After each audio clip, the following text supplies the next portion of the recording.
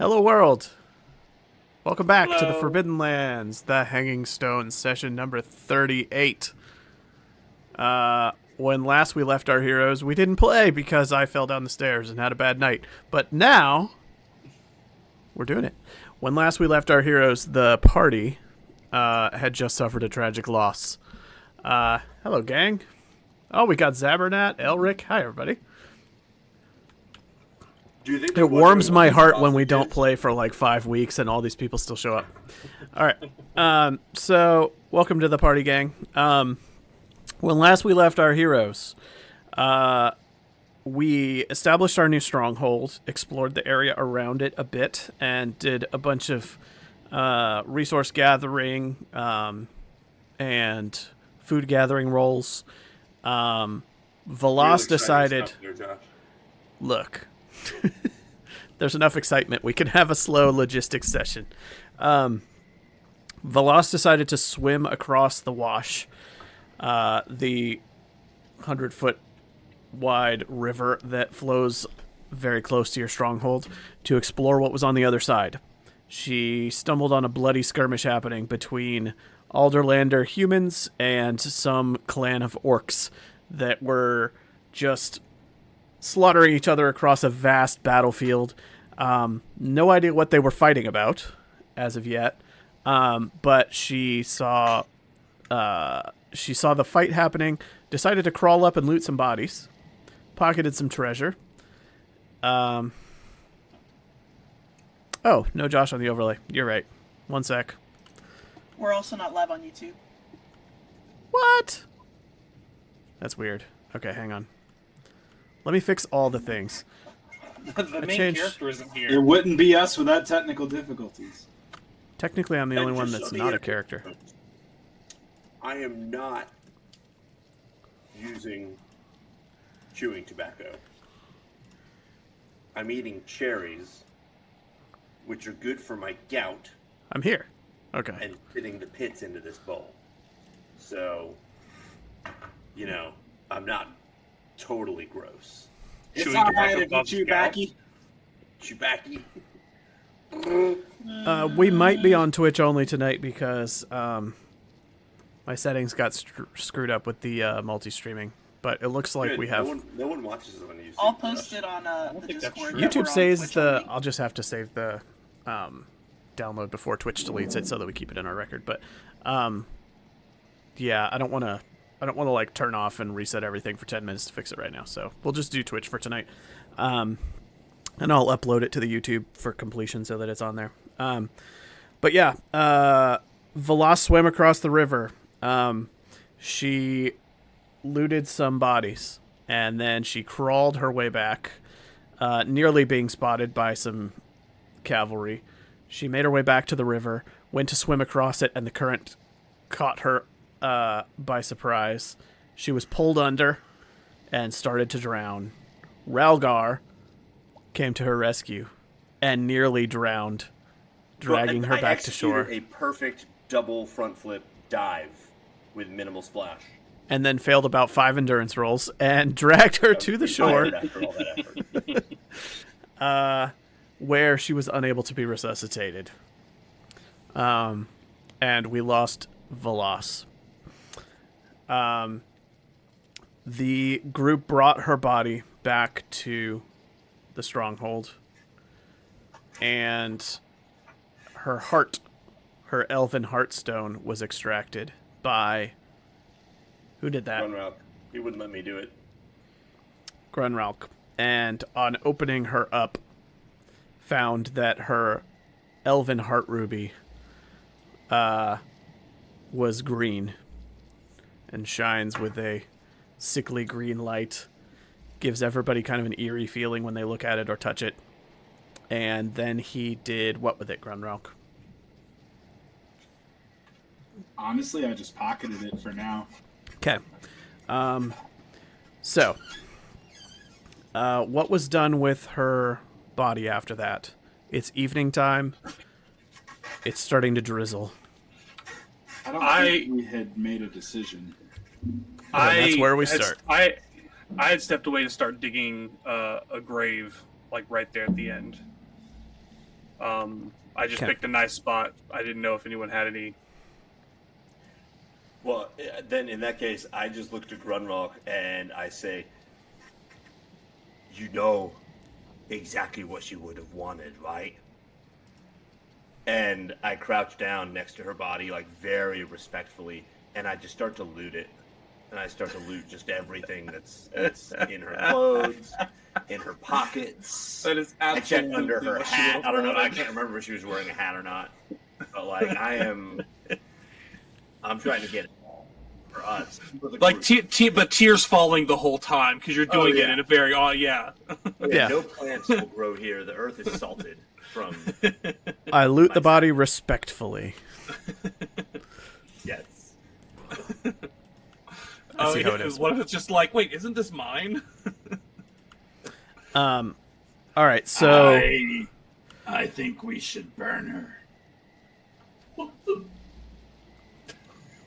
I'm being serious. I mean, this is her.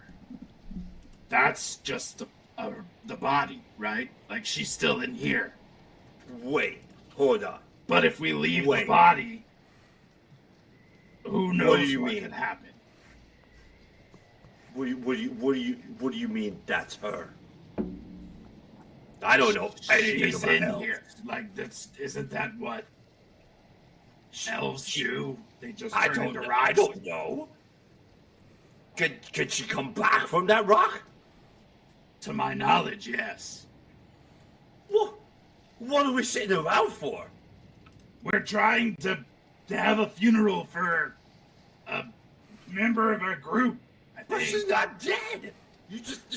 We should go and do whatever we have to do with that stone right now. That's Dahlia the tricky stumbles bit. into the circle. I don't know what to do. I just know that this rock can bring her back. Okay, well in that case, we should definitely burn the body. Because if she's gonna get a new one, it'd be weird if there were two bodies. I'm just worried that somebody drags her off and tries to collect a bounty or worse. Eat her. Yeah. I was going with the demons, but yeah, eat her, I guess, works too. No, yeah, that too. Yeah, who eats her? Yeah. Wouldn't her body be pretty much safe here at our new stronghold? Do we need to save her body, or is she gonna grow a new one?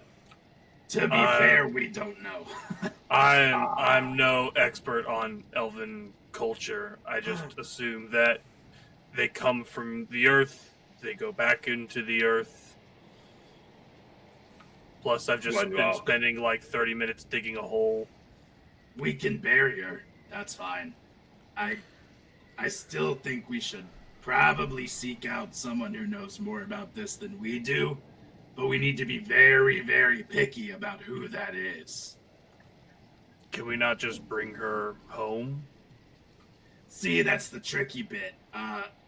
They want, well, half of us, as well as, the shiny hat. Yeah, that's what. Wait, does Dog know about the shiny hat? Dog, do you know about our shiny hat? I've seen the shiny hat. Sorry, I couldn't remember. Glenrock, why don't you just put the shiny hat on and ask them? It went with Fergello. Oh, That's why. yeah. Also, every time I've talked about putting the hat on, people get mad. Ooh, we could try to find some of those witches that we met. They might know. I was actually thinking an elf that's helped us once before. Granted, I don't know how willing he would be to help now. He's not that guy with the golden eyes you guys keep talking about, is he? No, we need to avoid him at all costs. Okay. Something tells me that if he gets a hold of this Heartstone, there's going to be a lot more problems. I'm talking about Kalman and the Red Runners. Oh, I don't think I got to meet them. Well, I like You meeting didn't. He's uptight, to say the least, but he helped us get out of a sticky situation twice and seemed to legitimately care. Plus, he knows probably the most on this planet about Hearthstones. Well, I think that's what we're gonna have to do.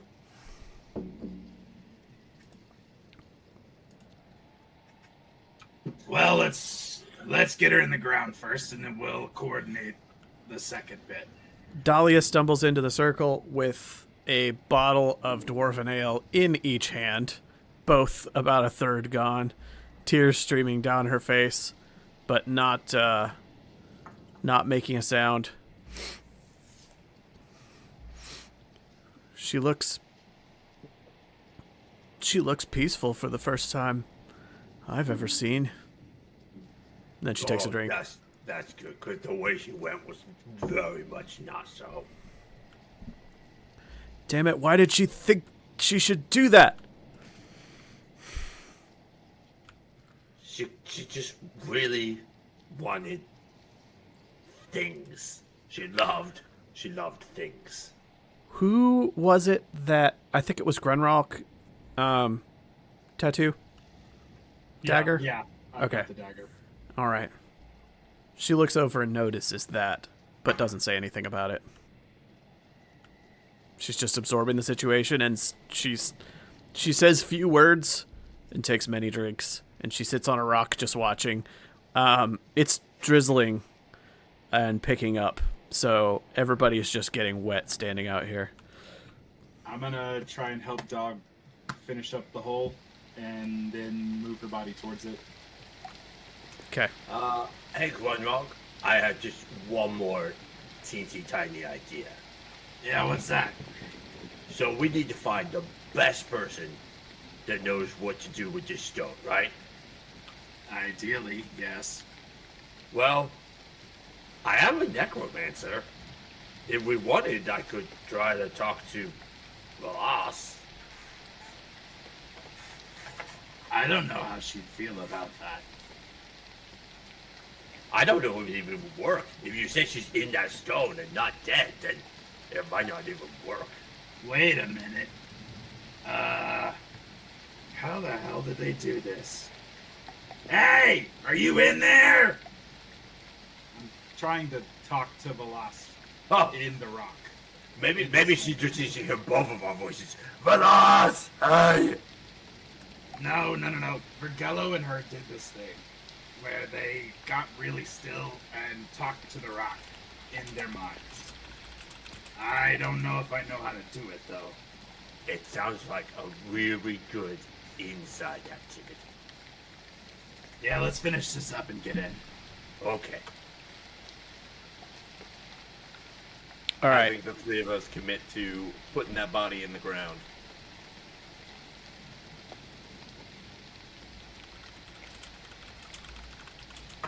Within 1 sec. the Answering defendable a DM. perimeter of the keep.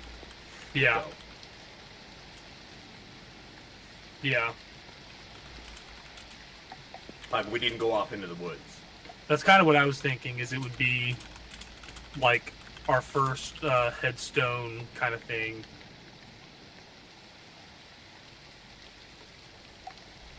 Sorry. I was getting a DM related to the game. All right, so you lower the body down into the ground, bury it up. Yep. Do you mark the gravesite in any particular way? A rock. Yeah. Yeah. Just a slab? I mean, none of us are stonemasons. None of us have really anything interesting. But we find a nice, decent-sized rock to mark it. Does anyone say any words? Dahlia's not going to. Sure. I stand up and I bow my head and I just say, This doesn't matter because I'm gonna get you back. and then I step back. Dahlia's going to walk down by the riverbank, find a flower. Actually, she goes looking for a flower and ends up slipping in the mud and getting mud all over her pants and shirt, and goes sort of drunkenly stumbling around looking for a flower growing on a ledge, can't find one in the rain, and it's getting too dark, and so she just picks up like a mushroom, just like a big hunk of fungus that's growing out of the side of the muddy riverbank, and she just yanks it out of the ground and comes sloppily stomping back up from the riverbank, and then just like sets it on top of the gravesite, pats it a time or two, and then just goes shuffling off towards the tower, tears streaming down her face, covered in mud, soaking wet. And she hits her shoulder on the door frame on her way in, almost drops one of the bottles, and then goes in and slams the door shut behind her. Tracking mud and water into the tower. Her in at this point. I open the door that she slammed quietly, though, because I don't want to piss her off. I head inside. Okay.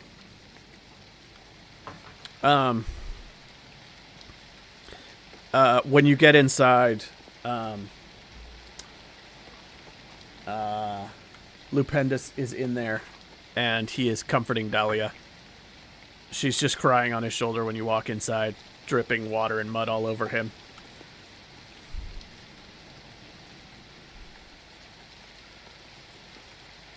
I'm Are you waiting still to see outside? if anyone else comes inside with us. Are you still outside, Grunrock?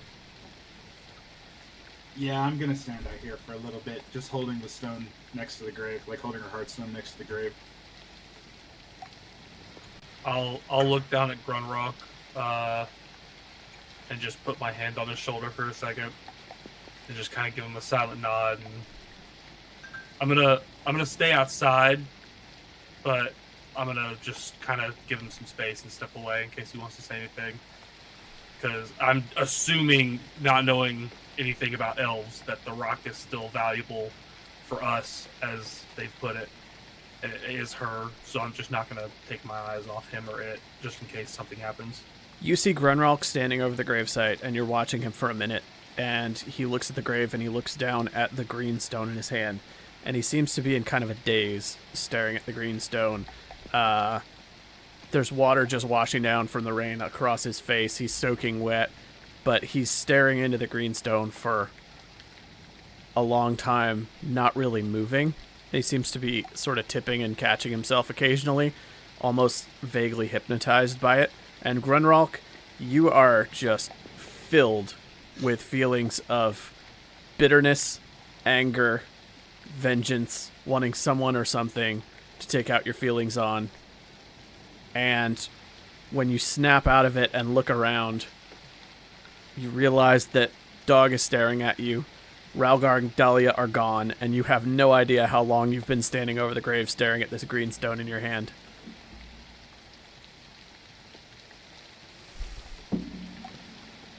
I'll figure it out. I'm not good at this kind of thing, but I'll figure it out. And I'll put it away, nod to Dog, and start walking towards the door to the tower. Okay. I'll follow him. All right. Everybody goes inside.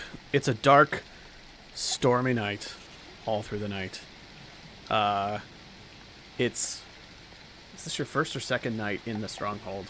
Probably second. I think it's our second. I think, yeah.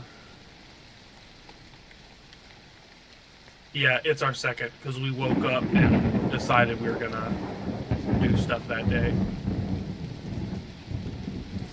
Y'all can hear Sirenscape, but oh my gosh, shout out Sirenscape. Y'all can't see me, but that thunder definitely just made me jump.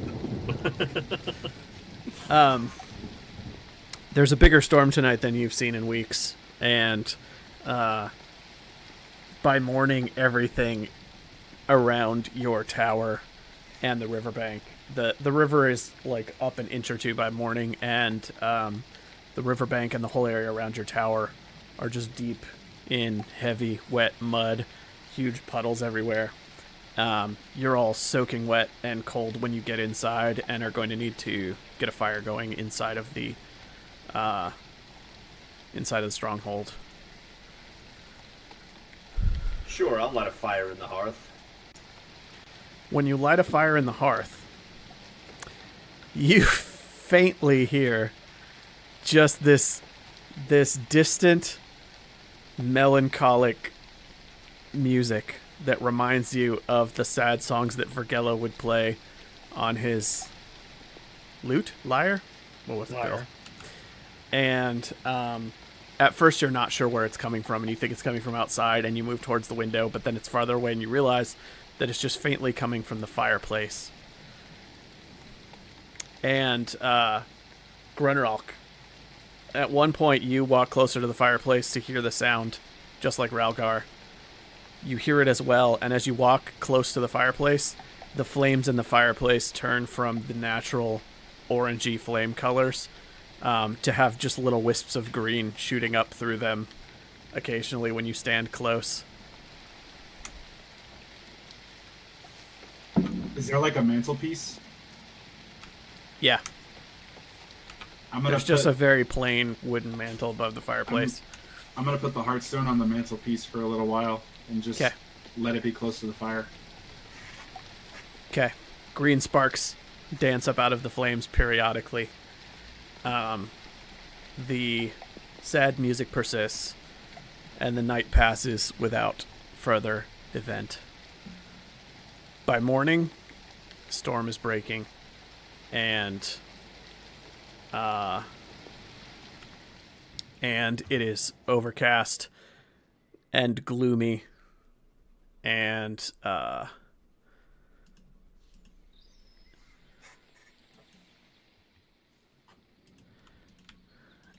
you all awaken to a new day.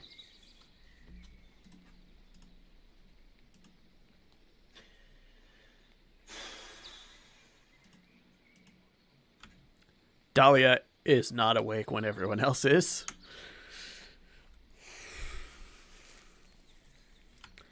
Lupendus did not miss a Dahlia, single wake up. shift.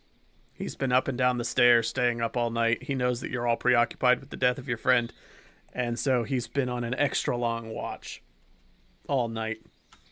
He's going to come stomping down the stairs into the main foyer area where the hearth is, and he says, sorry to bother everyone so early. There's someone coming on the horizon to the south. Our side of the river. Looks like a lone traveler approaching the tower. Got maybe a few minutes. I'll I take get and my axe. put the hearthstone like in a hidden pocket somewhere close to me. And I'll go out the tower, still like within defensible area, but standing outside. I go with him. Dog's gonna hang out inside a little bit, but keep an ear out. Okay. Dahlia's snoring loudly. You're tired of hearing it, but she's out. So the two people that go outside, you said that was Ralgar and Grunrock, right? Yeah. You step outside. Your tower is on a slightly elevated position, so if somebody's coming up the river from the south, you kind of look down at them off in the distance. You can see a fairly long way. There's not a lot of elevation changes. You've got a pretty good view here, even over flat ground. It looks like a lone traveler coming up along the river, just marching along the kind of muddy trail that follows along parallel to the river up towards your tower. It looks like a lone traveler carrying a whole lot of bags, backpacks, equipment, fairly laden with stuff. Yeah, that's all you can see from this distance, I think. What do you think, Grunlock? Are you in an entertaining mood? Not necessarily, but that doesn't mean I want to kill them right away. No. Did we ever name this tower? I know we talked about it. did. Look in the- According look to in the the- journal, it's called Bitchin' Battle Tower. Never mind, forget I asked. Nah, let's figure it out first. Who knows? It could be like another actor or something. Yeah. Or it could be a traitor. I'll I come knew a out guy- after a few minutes and be like, so are we under attack? Nah, he looks like the guy. Well, I don't know if he's here. I can't tell. But I knew a guy named Beetle once. He was a trader, big backpack. Maybe they're like him. Here come the copyright lawyers. All right, the figure approaches. Bearing a webcam of some sort.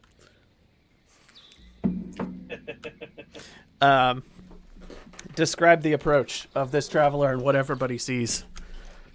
And make sure to unmute. Yep. I forgot. Muting. It's been a few weeks. So, as you see this human girl approach, she's got multiple backpacks of different sizes slung all over her body. She's wearing these goggles of sorts. They look almost like some kind of quartz that are being used for lenses that are covering her eyes. Arrows on her back with a short bow just slung across her back. Just some well-worn boots, some dark clothes, a scarf. Big grin on her face as she's walking around. Soggy and covered in mud, too. Yeah, Mud up yeah, to your yeah. knees and water on your outer layers all over. Wet hair over your face, all that. You keep pushing it out of the way of your goggles. I've got my axe buried in the mud, like the head of it is 2 inches into the mud, and I'm just resting my chin on it and my hands on it, and I just yell, "Hail, traveler!" Hello. I don't suppose she would open your doors for someone to warm up and dry off in without, any money. Is that too much to ask for these days?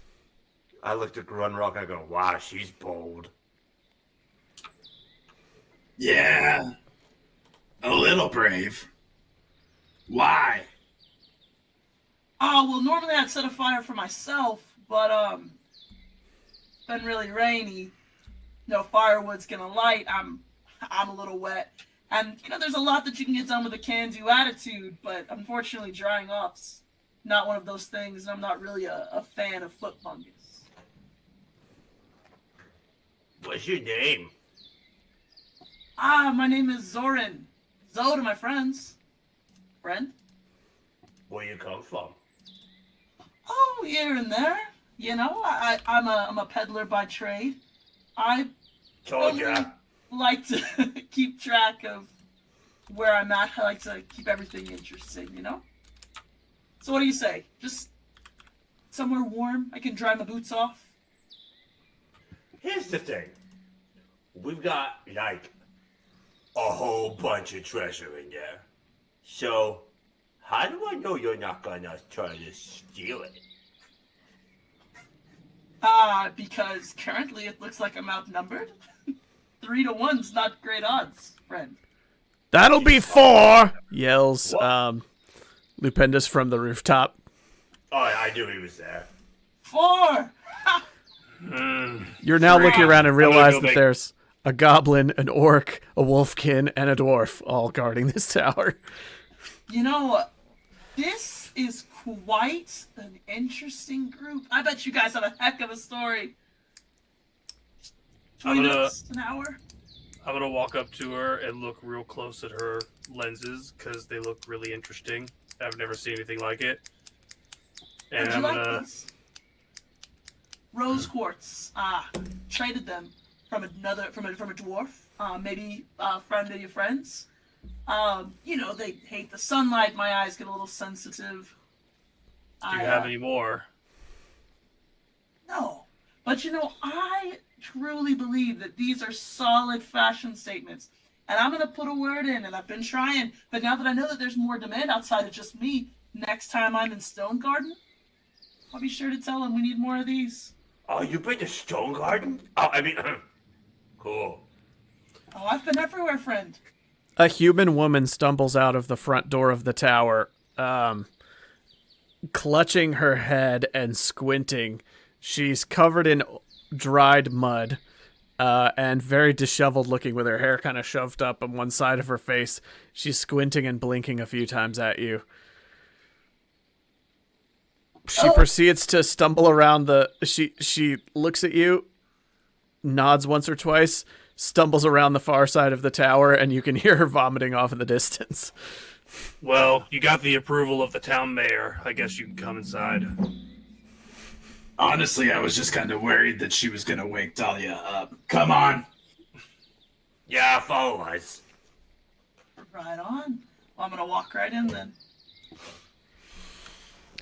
All right, the inside of the tower is pretty bare. They for a very fine looking structure, this place is like empty. It's like prime real estate with no furniture or anything in it, and the stonework is masterful. It looks like fine dwarven craftsmanship, and it's got some like really elaborate filigree patterns all over the surfaces of the stones. And there's just the embers of a fire in the fireplace in the foyer. Hearth in the foyer. I'm gonna walk over and pull off my boots and try and squeeze out my socks and hang them up and pull off like an outer coat. Just kind of hang it up by the fire. You know, this place is really, really fancy, but really, really empty. Did you guys get robbed? Worse. Worse than being robbed? Yeah. We lost someone recently. The place itself is new.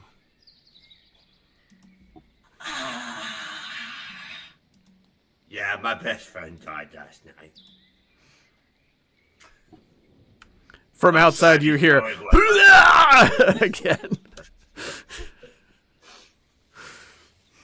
Well, I don't really know how to respond when someone tells me their best friend dies. Well, we're not planning on sticking around for long because we have a super secret mission that we have to go on. It's only a secret if you don't talk about it, Ralgar. What I mean to say is, where you going and when? You know, I hadn't really decided yet. I had considered trying to hang out somewhere for a while. I recently passed through a tower similar size than this. I had a bit of an inn at the bottom. But all of my profits off of my most recent trade trip got pocketed as a cost to cross the bridge. So I'm looking to make a little bit of money just to relax for a little while. You know, that's how I live. I make a little money, I chill out for a while, go make a little bit more money, see the world. You know, I hadn't really considered where I was going next. Maybe Stone Garden or I don't know, Amber's Peak, I've heard is really nice. You sound pretty flexible. Let's see. I pull out just like a notebook and a pen, a quill. Would you describe yourself as much of a team player? I guess I wouldn't describe myself as not a team player. Not a team player. No. I'm not a team player. Not a team player. And what kind of skills would you say you could offer to a team that you might end up becoming a trial member of? Are you replacing your friend that quickly? No. And I'll kick the only chair in this place. My tail That's the one chair. Isn't that the chair that was made by Ralgar? It breaks the whole thing.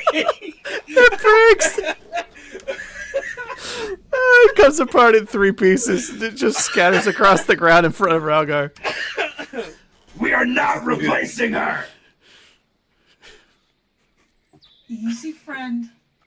I was making a joke. I was trying to, lighten the mood a little bit, That was my favorite chair. Anyhow, what are you good at? I'm a very positive person. I'm very upbeat. I'm good at making money. I'm good at archery. I'm Oh, you're good at archery. yeah. Should we make her prove it? And I turn to Dog and ask him that. I'm just more upset that my life was threatened on a daily basis when I was inaugurated into this group, so this seems to be going a lot more smoothly for her.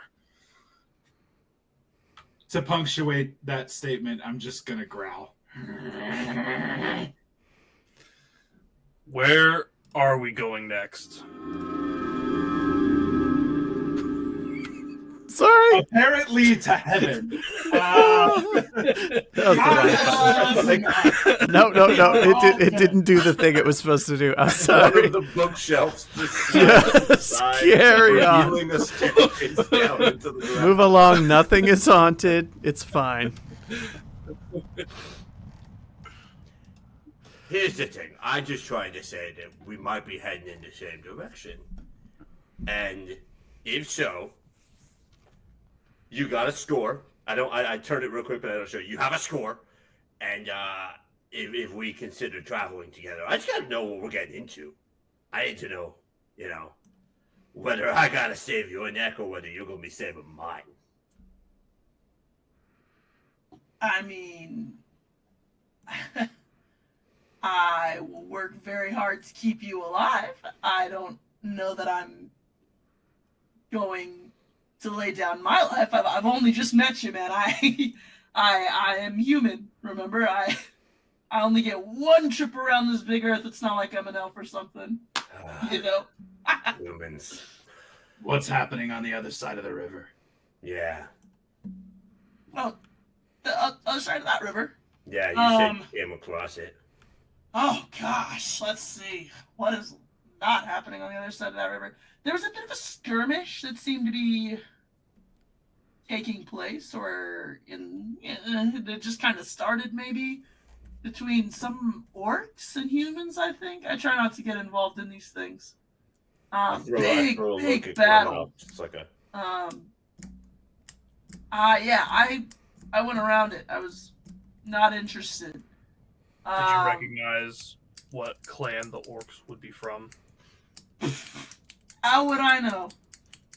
Did you see any flags or any banners or any crests of any sort?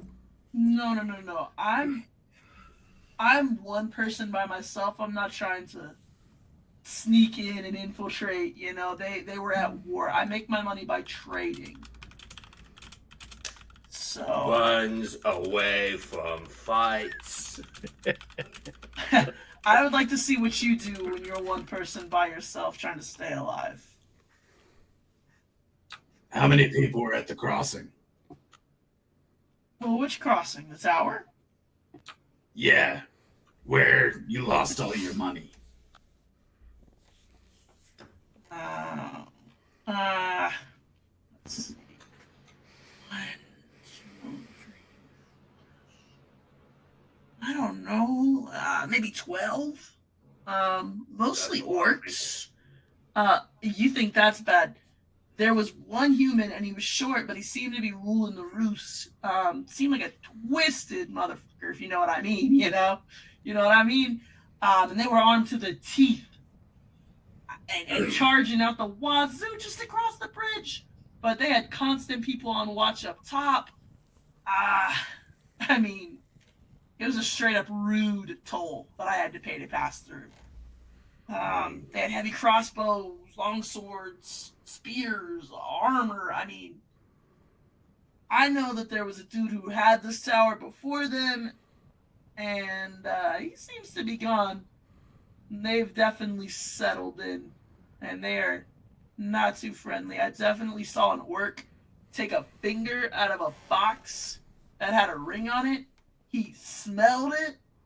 He took the ring off and threw the finger. It was freaky. I was not trying to stay there. That sounds super gross. It was the grossest. What was their furniture like? Honestly, pretty rad, all things considered. I mean, definitely, no offense to whoever made this chair. Right. It was way better furniture than you guys. It was super well furnished. They've obviously got money. I don't It's- know what wrong.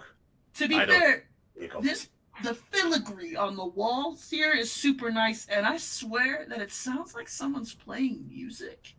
But I only heard it when I was by the fireplace. I don't think they've got like an enchanted fireplace like you guys, but it's definitely furnished. But it's well armed too, so just keep that in mind. Well,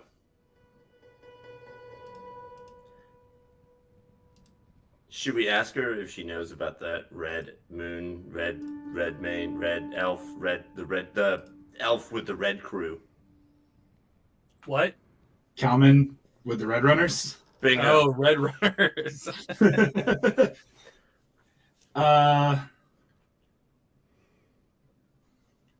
Maybe not yet. I don't know. I like to imagine this conversation is happening in front of me. We're mumbling amongst each other. To avoid triggering another haunting of our tower, what direction are we going in? Yeah, where were the red manes at last time you saw him, Glenrock? North, nearly Mel, and Mistwall. Didn't we get run out of Mistwall last time? Yeah, he's the one that gave us the head start. Oh, I remember him. He was in her house. Yep, not the old guy, the other one. Couldn't we ask any elf? See, that's the thing.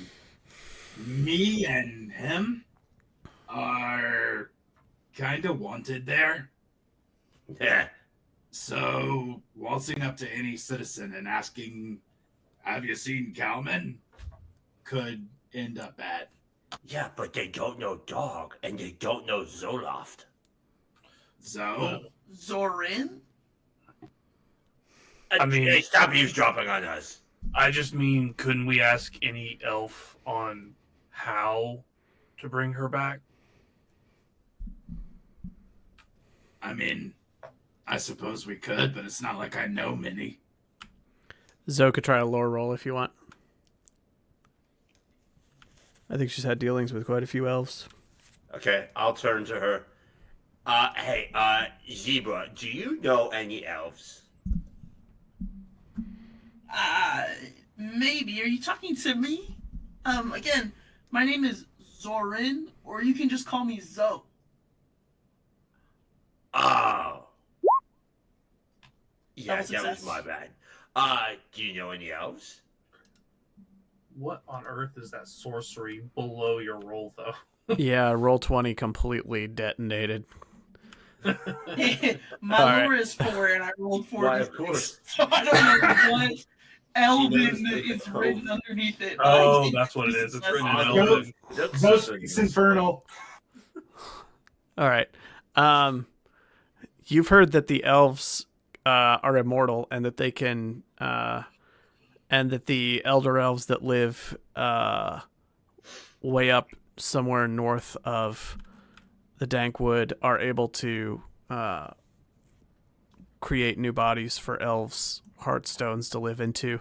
You also know as a merchant that there is a black market illicit trade of elven heartstones, particularly facilitated by the Bone Ferret Slavers Guild, who have tendrils in a lot of different communities around the Ravenlands. They're nasty folks and you don't want to tangle with them. I relay all this information to everybody. Okay. I've got a plan, group. What if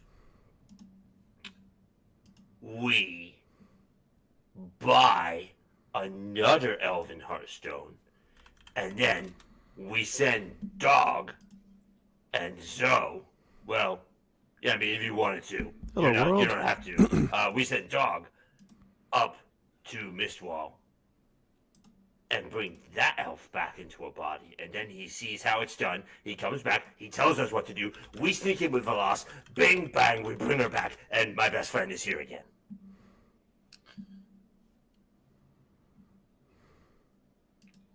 Is green the standard color of elven heartstones? I've never seen a green stone before. I don't think those even exist. The That's heartstone's enough. green? That's enough. Why is the heartstone green? That can't be an elven heartstone, guys. The elven heartstones are red. We don't have an elven heartstone. How much do one of these heartstones go for?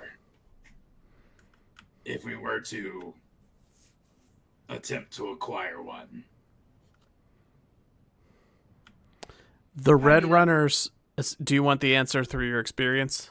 I could tell you secretly if you don't want to share. But I know what you would know. Do you want me to just say it? Ooh, tell her secretly. That way, if she wants to negotiate a little fee on the top, we don't know if she's doing it or not. Tell me. Whose side are you Yes. on? I'm on the side of drama and story, Hank. Thank you. Just like Betsy.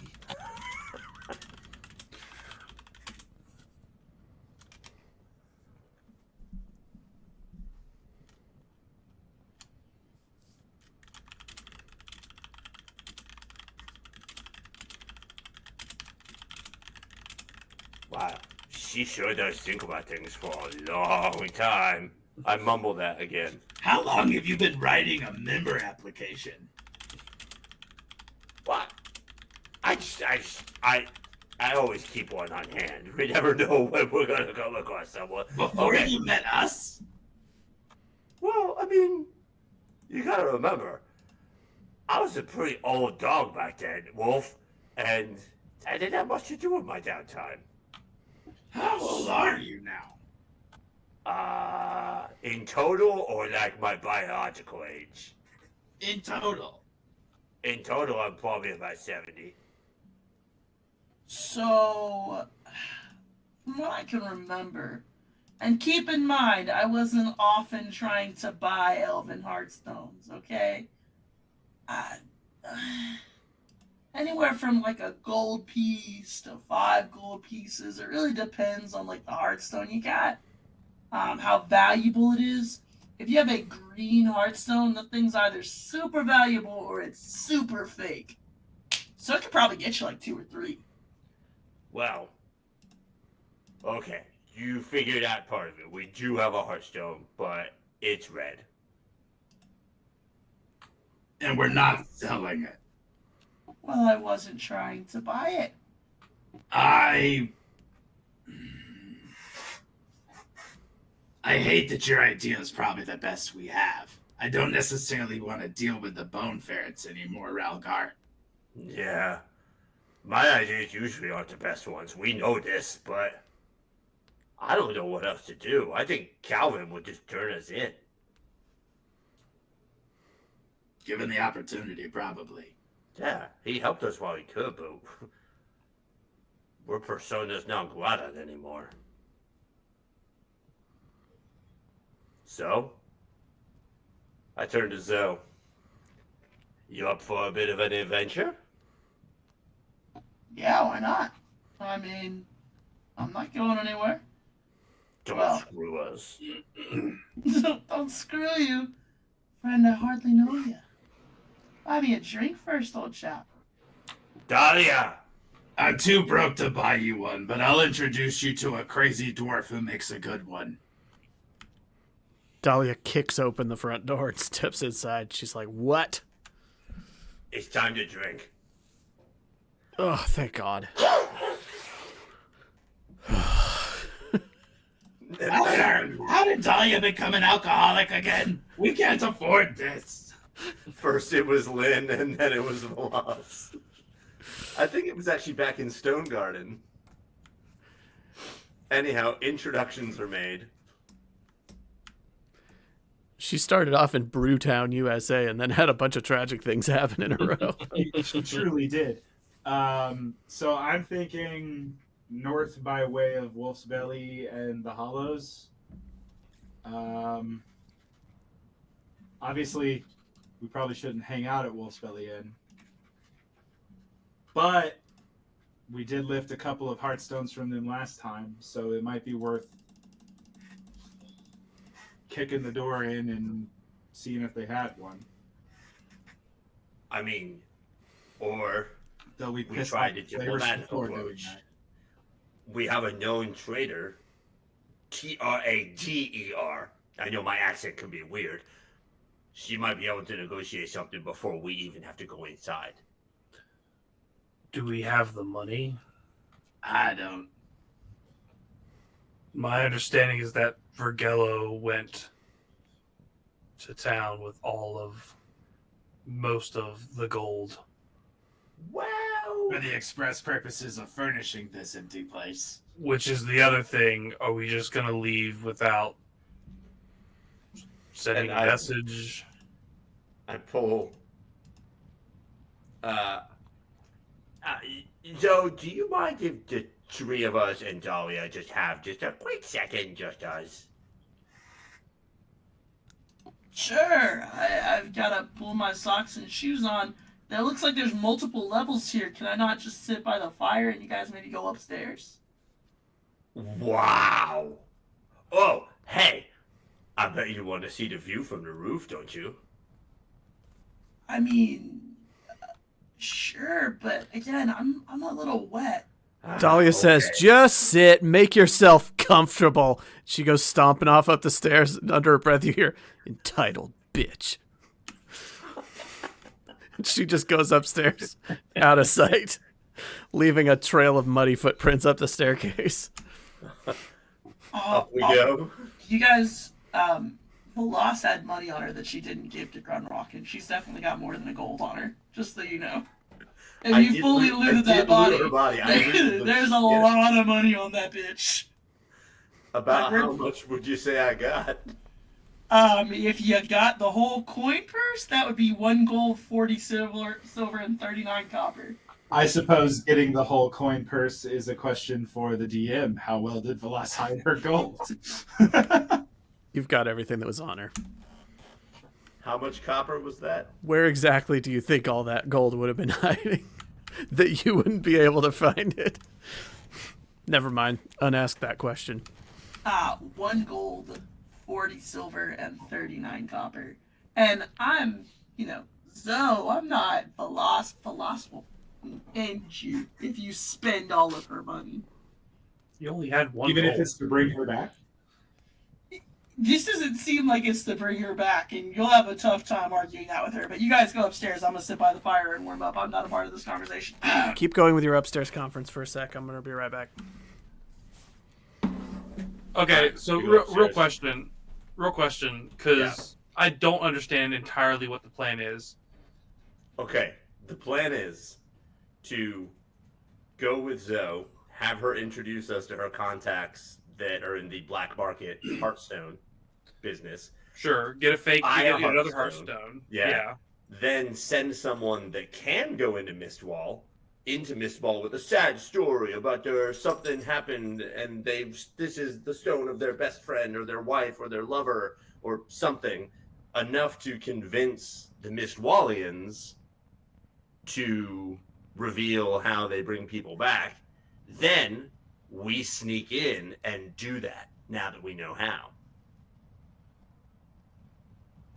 I think we're under the assumption that whatever process is done is one immediate, because I don't know how effective that is, but also that they don't have to perform whatever the ritual is. I imagine if they're not just telling everyone left and right, you'd have to spy on the ceremony. Left arm out. Yeah, there might be a bit of that, but this is, something to go with. Okay, but our person who's good at talking, 1, isn't here, and 2, has been seen in Mistwall, and our person who's good at sneaking is 1, isn't here, and 6 feet under. So that kind of leaves the 3 of us to very clumsily fumble around why wouldn't they bring? I mean, obviously they would want to arrest us, you guys, not Dog. Obviously they would want to arrest you guys. Why wouldn't they want to bring Velas back? The question is, do we want to bring Velas back? Would she want to be brought back, like, in captivity? Well, my hesitation as far as like the actual reincarnation of Velas, like whether they'd want to bring her back or not, they're so freaked out about the like Viridia green evil Heartstone thing that I'm scared they'd just lock her away or shatter it once they saw that it was green. Did her caretaker, father, whatever you want to call him, know that she had a green Heartstone? I don't necessarily think it was confirmed, but it was confirmed that her mother had one. I think. They knew that, yeah. And let me ask you this as well. Sorry, her grandmother had one, not her mother. Why do you think there is a black market Heartstone trade?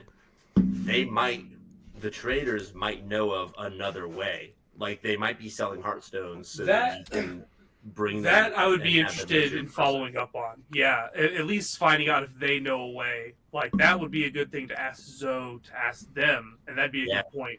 Because I think We've got we the found first steps of a plan. I don't think going to Mistwall with the intention of, oh yeah, I want to bring my friend back, and then just like paint the green rock red is like necessarily. No, I wasn't going to paint the green rock red. We were going to. But yeah, I agree. I think Mistwall is like lower, but this heads us in a trajectory that could get us some answers from people that are in the biz. Okay. And how much did Amy? How much did you say the red stones cost? About a gold or more, depending on how valuable the Heartstone is. Oh, this will be a fun moment.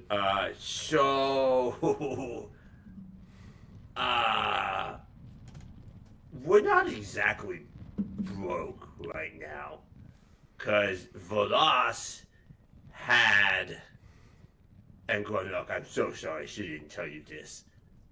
She had almost 2 gold on her. And I have 3 gold on me. What? Where the hell did you get money from? I never gave it to Velas, or to Vergello.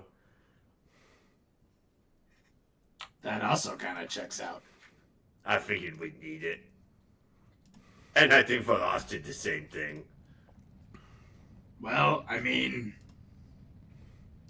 the way I see it, we have the starting of a plan. From over, from the ceiling above you, you hear thump, thump, thump. And then you hear a distant, a code, blue code. There's a dragon coming. Oh, shit! And I'm You hear footsteps on the roof, and Lupenda's just running around up there frantically. I'll run up with him I run downstairs. and try and bring him into the tower as soon as Hey, Zoe, you said that you were a pretty good archer, right? Yeah, I'm pretty good. I'd say You so ever myself. shot a dragon? I'm currently lacing up my last boot. I'm just gonna look up at you. No, because that sounds like a fool's errand. Okay, don't go outside yet.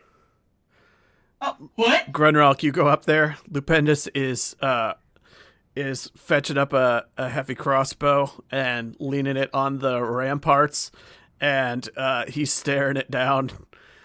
And he points off to the northeast, and on the horizon you can see the clear form of a dragon flying more or less straight towards your tower. A full-grown, huge blue dragon just skirting across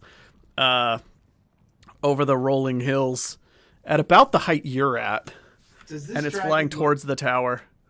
Does this dragon look at all familiar? Like maybe I happened to be around when one of its kids was born? By the time it's close enough to tell, you're going to be past the point of making some decisions. So you do catch the glint of blue scales in the sunlight. Hey, Lupindus, I think we should head inside. I've got yeah. a job to do. And he's standing there, and he's staring down the scope and adjusting it. I don't Glorious abandon death my or not, post. Get inside! Are you going to physically pull him? I am. Hey, you're messing up my aim. Ah! You glance over the ramparts, and you can see now that the dragon is tailing something.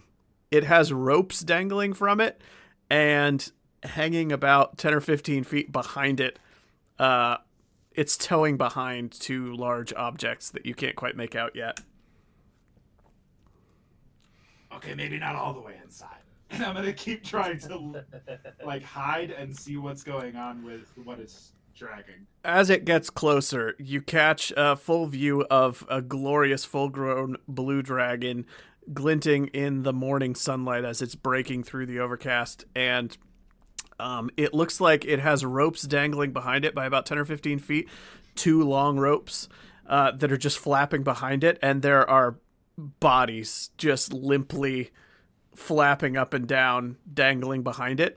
And you realize that this dragon has like harpoons in its back that are attached to people that it's just towing as it flies through the air.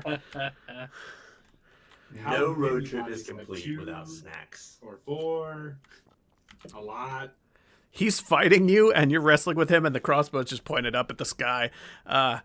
And eventually this thing gets so close that neither of you really have time to do anything about it.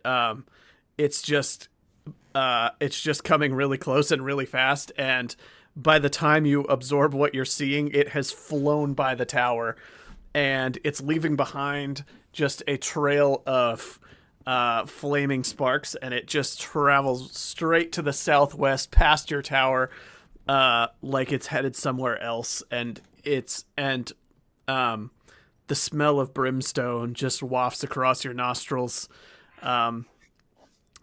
as the sparks fade, and it seems to have flown very close to the tower. It's sort of hugging every raised feature, like every mountain ridge, tower, or treetop, to try to get as close to them as possible without touching them. And so it skims right by your tower, but then it goes right on by, skimming past additional things, and is now fading off into the distance to the southwest, just going at a full clip with two what appear to be human bodies dangling behind it. As soon as it's past and that far gone, I'll let Lupindus go. Have you ever seen a dragon fly that low? That fast? We need to talk about the chain of command, Grunrock. I can't be expected to do my job if I'm standing by post and I'm getting pulled aside. Dahlia sticks her head up from the staircase and she's like, what happened? A dragon flew by with a bunch of bodies on it, and Lupindus is mad because I didn't let him shoot it. She's squinting and blinking, and she just goes back downstairs. Also, that's another point. If it's trying to go by, why are you gonna make it stay? That's not protecting anyone. I wasn't gonna shoot at it. I was just ready to stand my post. It's my job to defend this tower, and defend it I shall if it takes my life. But I'll not be interfered with by the likes of a... I'm sorry, I'm just a little worked up. You can A dragon flew by. No. Call me a dirty goblin. It's okay. You're not a dirty goblin. You're not a beard run out god. front Thank of you the for keep. standing your post. I run out front and I look up at the ramparts and I go, Hey, Lupindus, why didn't you shoot that dragon? You got a death wish? Quit antagonizing him, Ralgar. Yeah. Anyway, carry on. Thank you. And I'll go back down. He's now he's picking up his heavy crossbow and walking it to the other side of the ramparts to point it to the southwest, where he's watching it just disappear over the treetops to the south. As I get down to the base of the stairs, A big blue dragon from the northeast with a couple of bodies hanging off the back of it. That doesn't seem bothersome at all, right? What's up there? Where did it come from? It's vaguely in the direction of Amber's Peak. Not exactly, though. Why would there be a dragon at Amber's Peak? Well, we did kind of hatch one time. What? Dahlia walks out of the room. We didn't exactly know that it was a dragon that we were hatching. How'd you not know it was a dragon? I just thought it was a big rock. He actually did. I really feel like I should be the one interviewing you guys to travel with me at this point. It seems, and I don't mean to offend by any means, it seems like you're a bunch of psychopaths. I wouldn't quite say that. No, cards she on the kind of table. has a point. Yeah, we are kind of a big deal. We have a lot of friends. Still an upgrade from my old living situation, so Yeah, and it's better than, like, mine, too. As many friends as we have even more enemies. But, all that said, we need you to kind of act on our behalf as a favor. And, in return, we will protect you on your travels. At least for now. Well, little added muscle might be nice. Be nice to sleep, you know, and not be the middle of the day. Yeah, I reckon I could do that. You guys gotta lighten up a little bit, guys. Just a little bit. Gotta start seeing things on the good side, you know? We did tell you it was yesterday. Do you ever take those off? Literally yesterday. Yeah, what's wrong with your eyes? Nothing's wrong with my eyes. What's that supposed to mean? Well, you were wearing those outside, which I get. I figured they'd probably do something for your eyes. And then you came inside, and it's dark in here, and you're still wearing those. Guys are like cool as a motherfucker with these things on. Why would I take them off? Are I we think going or are we both. saying? Humans are weird. Yeah, so weird. they taste weird too. What? You know, I've always been curious. I'm glad somebody can confirm that for me without me doing something I'd regret. It honestly, like, it's like old pork. I'm not quite sure why I ever hated you. Oh wait, yeah, I know. Your clan slaughtering mine. That's a big one. Yeah, they didn't do any favors for humans either. Anyway, pack up. We're leaving a note and going north, I guess. Dear Vergello, Velas died, BRB. Hey, Dahlia and Lupendus are going to be here to fill him in. So, have they been paid for their work? Sure, hope someone's got some money. Yeah, they would have been paid regardless. Vergello's going to be back before the month ends, right? Yeah, he can be back. I mean, like I'm just saying, it's not going to take a whole month for me to like No. negotiate. Okay, then, No, yeah, you're only going to they'll- be gone for a few days. They'll have been paid for the week. I'll determine whatever that is and subtract it from the stronghold. Okay. Subtract it from what I have on me. Mm-hmm. Okay. So what's the plan here? We're gonna go north. Well, we're gonna ask Zoe to give us some advice on where to head to meet up with these black market traders. Well,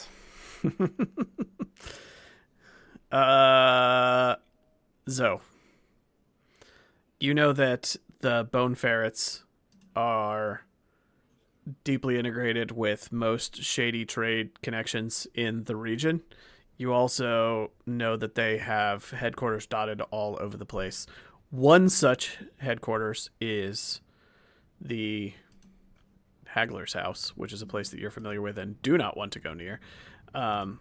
But aside from that, you understand that they control one of the river crossings to the north, a place called the Wolf's Belly Inn. And they have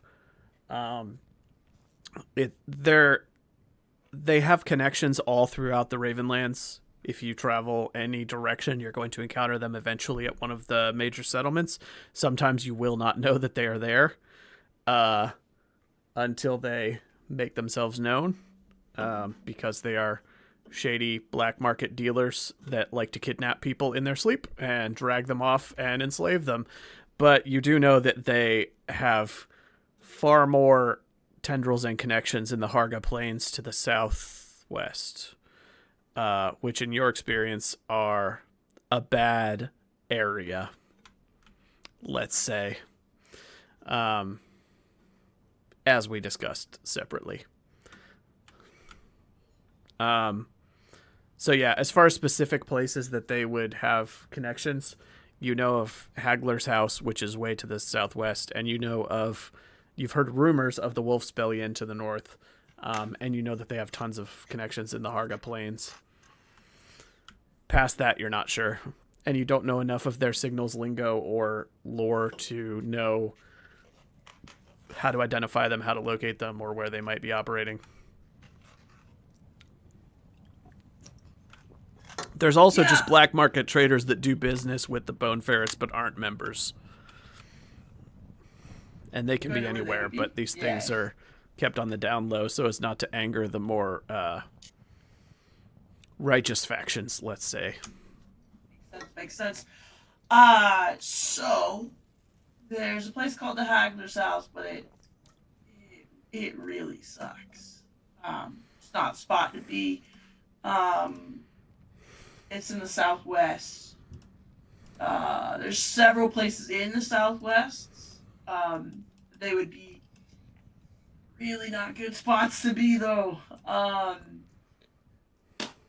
Let me heard put it rumors. this way. If you have people that could keep you safer, would those spots be a little bit better to be in? No. Because we kind of can't go back to the Wolf Belly's Inn. Well, then we should find a big city and look for black market traders, because when I tell you the Hagler's house is not the place to be, it's not the place to be. It makes that tower that I crossed at look like this tower. No offense. Offense taken. Thank you. Well, once Is there Grunlock's something- done pooping, we gotta talk with him about it. I mean, is there something wrong with the Wolf's Belly Inn? Grunlock? Nothing necessarily wrong. They just might recognize us. Well, I wasn't there for that, and I don't think I was there for that either. no, so just you. That's fair, and apparently all goblins look the same. I say let's try it. You do have a new hat, don't you? What's wrong with my hat? Well, everyone's gonna remember the goblin in the hat, but if you have a different hat, they won't know it's you. The hat stays, man. How about a mustache? Fine. All right, let's get our I'll grab supplies his together tail let's and go. cut some of his hair off and stick it on my lip. Despite the long discussion, it's still just the beginning of the morning quarter. So roll for food if you have it. You don't have to worry about water because you're by a river in this hex. And then we can set off with a morning action if people want to.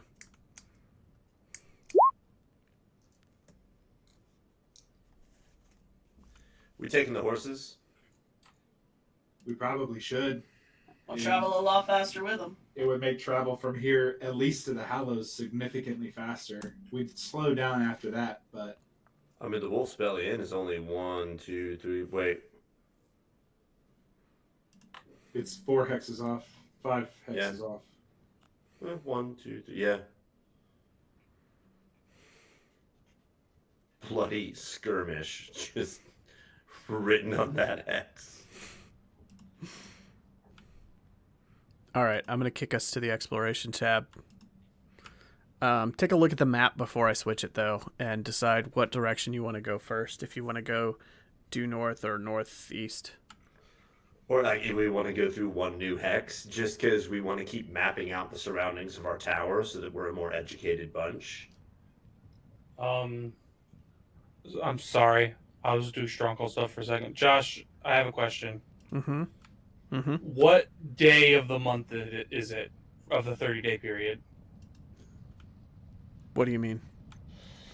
He's Like- trying to do payroll. I've already paid for the next 30 days. I'm just trying to make a note of it. That way, It's if I only get been a there, day or pay two out since this we way. established the stronghold, so just call it day 2 or something. Okay. Gosh, that CFO, man. He's so, like, particular. I'm sorry. I don't want Josh to be like, "Oh, how many days was it?" I need to know the exact day because, like, otherwise, I'm just gonna round it up to 30. So does that mean that's Dahlia's it. in charge of the HR department? Yep. I guess she has to be. Either Dahlia or Yeah, It's not Hop's gonna be- resources. Yeah, she absolutely is. It's not going to be Lupendus with a crossbow on the roof. We should just go north and then northwest. That way we just go through one new hex. Yeah. Okay. Yeah. What could go wrong? Da da da da da. This is how you play a game. I mean, I do Yeah, think we it- should like be exploring a little bit outside, but we also shouldn't totally screw ourselves over. By the way, Ralgar, how's your ankle? I don't know. I have one more day on mine. oh my god, there's a zombie on this screen. Yeah, Velasquez tokens there. That's That's because very she's always insensitive, in our isn't it? hearts. My sprained ankle was Yeah, one you should day just away swap it from out with a being- green rock. Did we break our ankles on the same Andy, day? you're saying something, but you're absolutely muted. How dare you? How dare you say that's so insensitive of me when I'm the one who died? I died for this campaign. Josh, do you have a green rock token? I do not recall that. Huh? Green rock? Oh. To like keep track of who has it? I mean, yeah, obviously, that's exactly the reason I wanted it. Yeah. It Not could be because I just wanted a- to be insensitive or anything. It could just be a nondescript green circle, right? Since it's pretty Ooh, unimportant. what about that rock from the Penguin and the Pebble or whatever it was called? Nobody knows. All right. You set off to the north. Hey, Bill. Everybody put yourselves on the rolls that you would like. I Did we sprain can't. our ankles on the same day? I'm adding or you did one sec. I sprained mine first. Same day. Was it the same day? Same day, different parts of the day. Okay, then we both have one day left because I think we were both 4 days for healing time. Yep, I've got one day written on mine. Look at that, I actually take notes. All right, We're riding so on horses. So you that's should be able to good. control that token. If you can't, let me know. Fish. It doesn't have a name on it, so it just says fish below it.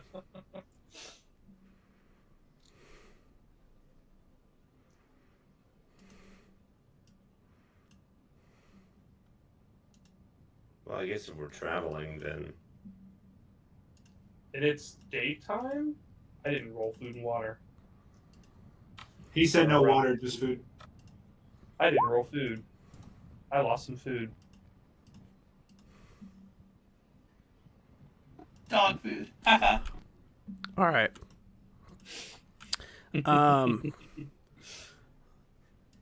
My kibbles and bits. We head north through rolling plains along the side of the wash. This is explored territory. Sorry, Roll20 is trying to make me confirm my login and relog, so one sec. Why is it doing that? Oh, it logged me out. That's new. Thanks, Roll20. Ooh. Thank you for showing my email address, too. All right. docks. We can't see it on the We'll edit that out in post. overlay. Oh We wait. can't see it. Okay. Does it automatically lower your dice now for food and water? Maybe. I don't know. You were the first person to have it. You had a. Well, yeah, but I don't know how much food I had, and it says note the consumable die has been reduced on the sheet. Okay, I'm doing this for science. it does I'm now. just gonna roll mine until I get a miss, and then we'll see. 'cause You I'm- had I'm- an 8, Bill. Did it drop you to a 6? Definitely didn't have an 8. I had more than 8. 8. Yeah, well, you rolled a D12 of food, is what you rolled, How do you know? because it Oh, it says. says D12. I'm an idiot. Okay, yeah. So, yeah, it did lower because I had D10. Cool. That's good to know. Thanks. Hey, do we need to lead the way when we are going through export X's? No. You...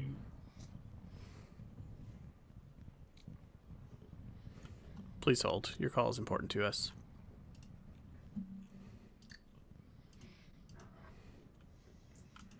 Said to hold those. There's potentially an encounter happening even though you're going through known territory, so hang on one sec.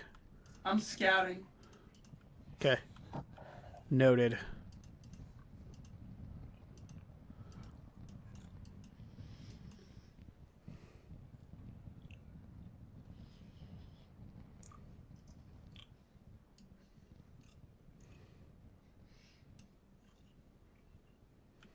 Yeah, there is an encounter happening. So one sec. Wow. That's all I have to say about that. Maybe we get lucky and it's like just some elven bandits and we can get some heartstones. Yeah, or a dwarf and a hot balloon. Wait. We'll get some experience that way. Some willpower at the very least. Assuming we're not destroyed in the aftermath.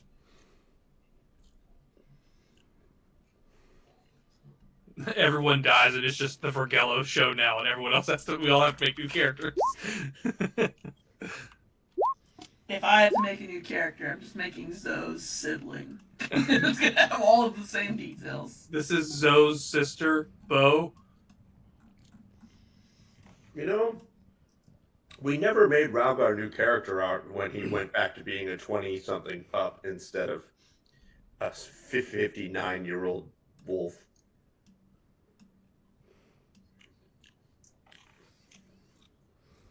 I didn't point this out, and you guys would probably see this now as we're like riding horses through the day. It didn't cross my mind because I would have probably like loosened up my scarf, be around my neck. My shirt's not fully buttoned. There are some like light scars tracing up my chest and across my neck. There's some like there's like one or two like up here by my face, but it seems like they're really like crisscrossing on my chest and some on my arms. Oh, we're all gentlemen. We might notice your arms and your face. Oh, yeah. All right. You're all traveling north along the river. And there's no roll required for this, for the scout, because it is not particularly subtle. Off to the northeast, across the rolling plains, you see a cloud of dust, and you hear a distant voice of a woman screaming, and you see a horse just thundering across the plains at full gallop. A woman seems to be falling off of the stirrups, being dragged along by this horse. Seems to be a theme of the session. And she is screaming. And her white and blue dress is like flapping in the wind. And she's howling for help as the horse goes thundering off to the south, off to the east of you. If you wish to involve yourself, somebody is going to need to make an animal handling roll to kick it and keep up, because this horse is going fast, and the horse that is going fast appears to be a Galdane war horse, much like the ones that you were riding on. Does anybody want to go after? I will. I'm gonna try. I'm gonna try. All right. I'll try and keep pace with them. I've got a 4.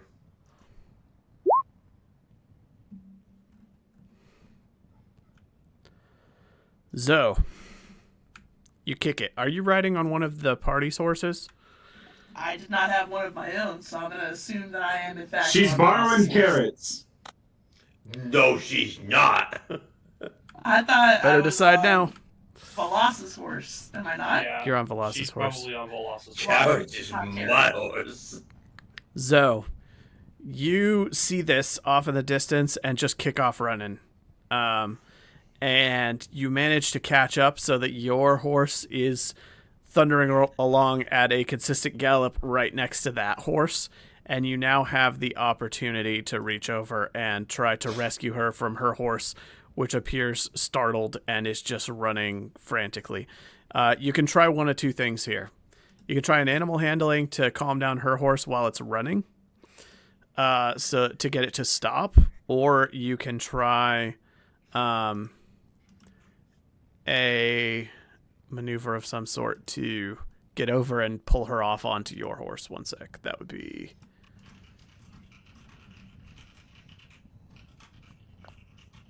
a move roll. Either one.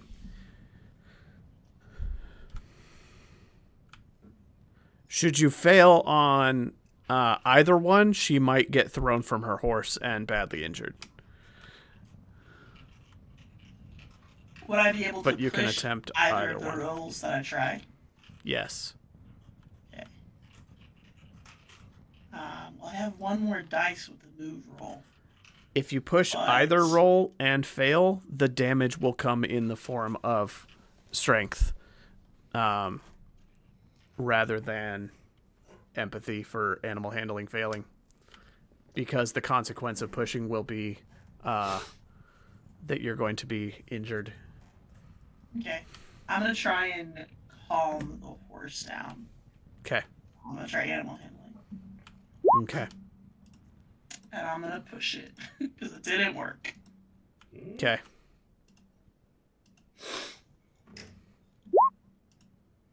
Oof. You pushed and got one success? All right. Yeah, but I've definitely really hurt myself doing it. If Oh, you yeah. said it's strength. You lean over and grab a hold of the horse and try to calm it down, but the horses pull apart a little bit and it like wrenches your leg sideways and twists your knee pretty badly. You take 2 points of strength damage, getting battered and bruised and tossed around and having your leg pulled on really badly, but you manage to get her horse to slow down and stop. And I am thrown off of my horse and knocked terribly unconscious because I am very weak. Oh, the 2 damage knocks you just out. killed my new character. I didn't kill your new character, but hang on.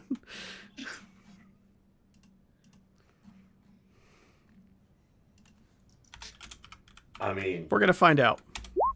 Josh doesn't. It's not Josh's fault. He didn't push the roll. It's true. It is me pushing rolls each time and killing characters left and right. I'm not joking. If Zoe dies, we're getting Zoe's sibling Bo, who's got an oddly strange story. I've been looking for my sister. All right. So you're dead, and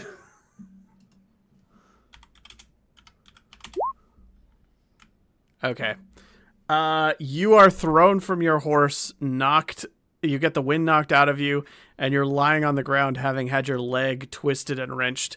You've broken your leg, and that is going to negatively affect your movement ability for quite a long time.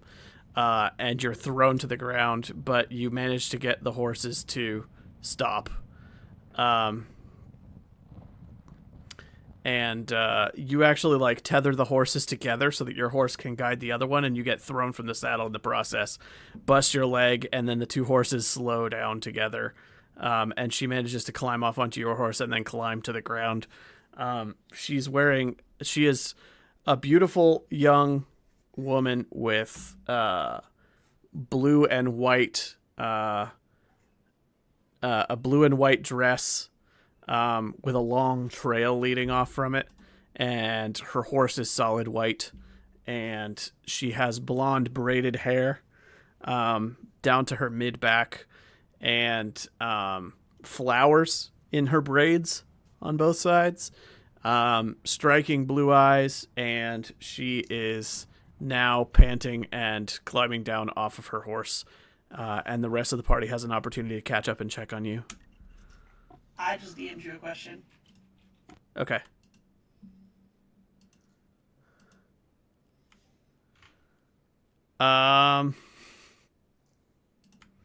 Roll a d6. No on a 1.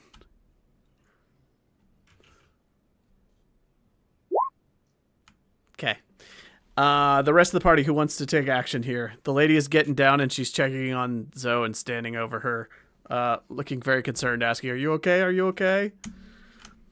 She has a distinct Galdane accent, like the horse riders from the west that you met at Amber's Peak. Well, I guess it's gonna be me. You You have highest the healing. lost would do, or Vergello. What's your healing again? Oh, I don't know about healing. I thought about making introductions. Oh, well, I was thinking of healing, 'cause that's also what normally Vergello does. My healing. Let's see. My healing is 3. My first aid is not a thing in this game. So yeah, my healing is 3. My healing's 2. Mine's also 3. Mine's a 4. You guys suck. Ah, my leg. Well, why don't you coach one of us through this? Ah, ah. So, is this something that you like always do? Just bolting off? I'm gonna try and splint her leg or something. I don't know if it's gonna really do anything, but It could save her a quarter day of waiting before her strength comes back enough for her to move. Right now, she's incapacitated and can't do anything unless Yeah. somebody carries her. I'm gonna try and help.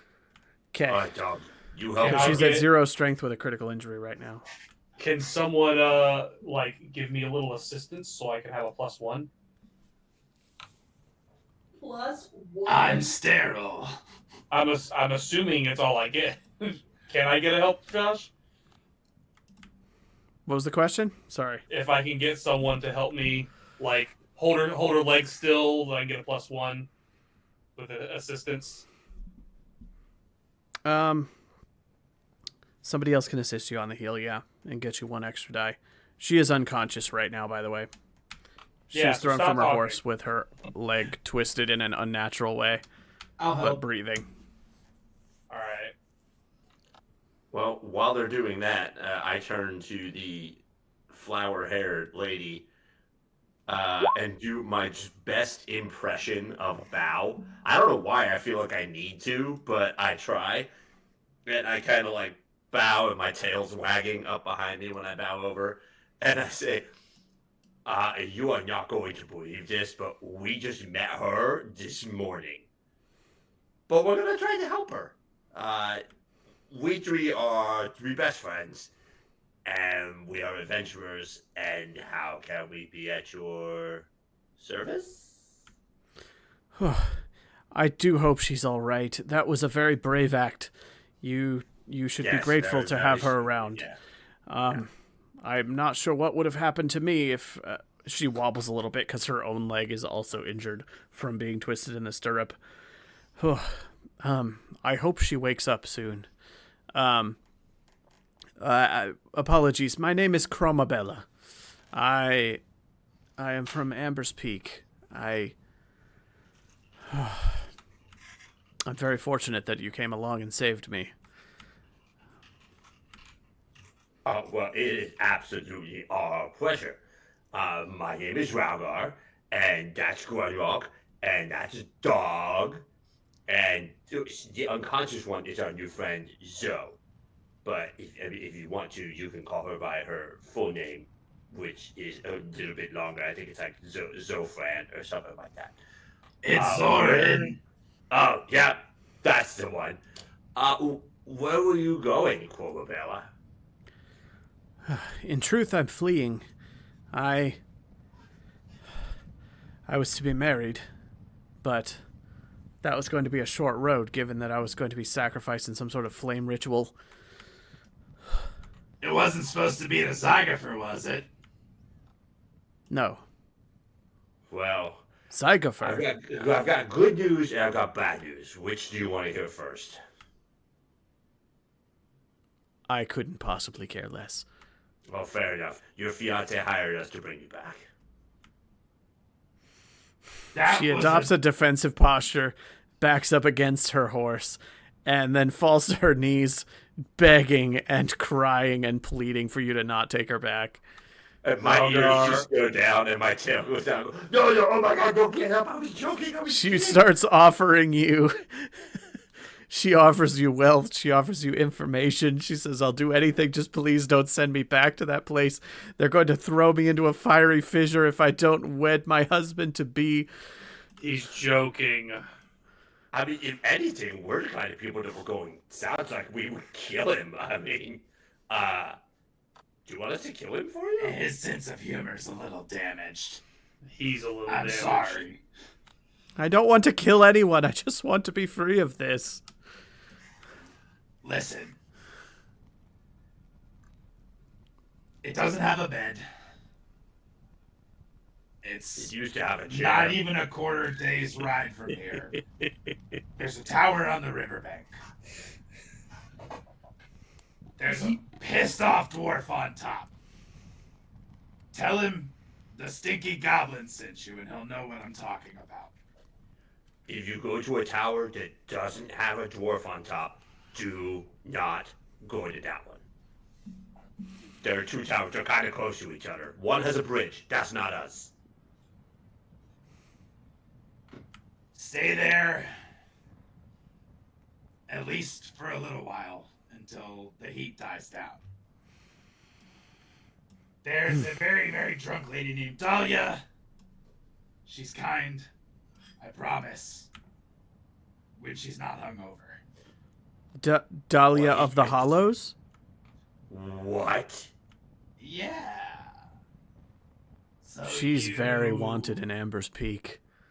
By you? And I kind of like get my She axe looks in my around at the hand. party and then she looks at Grunrock and she's like, "What is your name, little goblin?" Long toe? You said that like it's a question. And I'm Vergello. It's Grunwalk. Oh, what a place I've found myself in. You know that town's been turned on its head looking for you and your friends? Yeah, I'm aware we kind of left in a hurry. There are some loyal to you, but they're not welcome in town anymore. How is she, And- by the way? The lady that gave us the horses, they didn't kill her, did they? Skylia of Yeah. Horn? She's been missing for some time.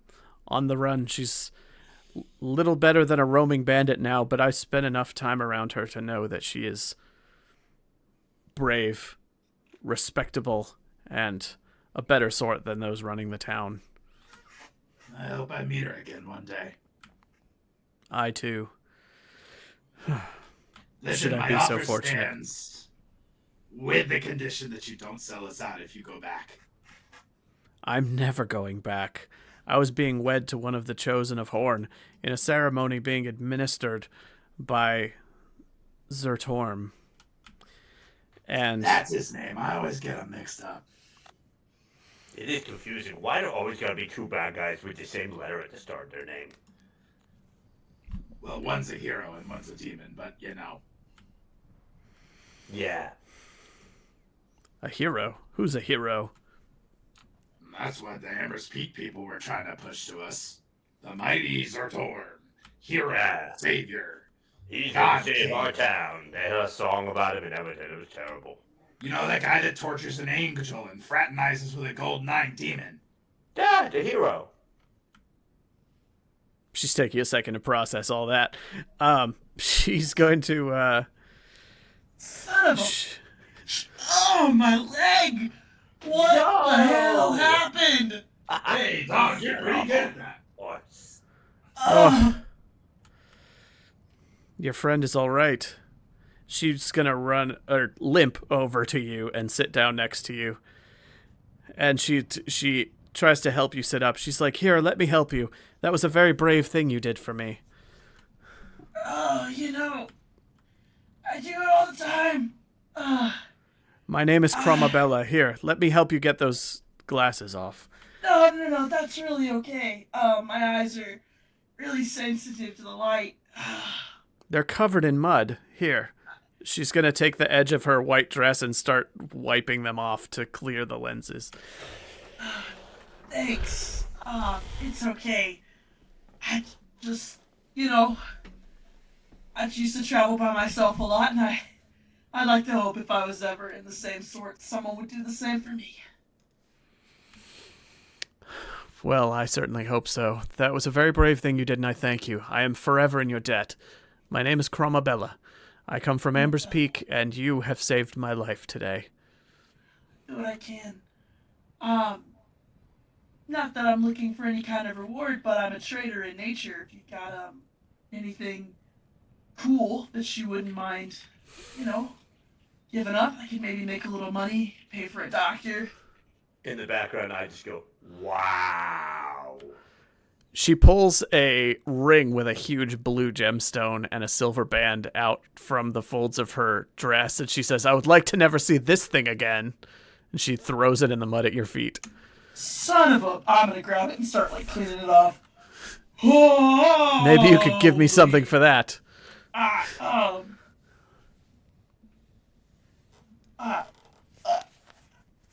Look don't at me. have any money that can even touch this. You look at the stone, it looks like it has a vibrant blue sapphire in the top of it, and when you look at it, it looks like there is a faint inner flame flickering inside of the blue gemstone on the silver band.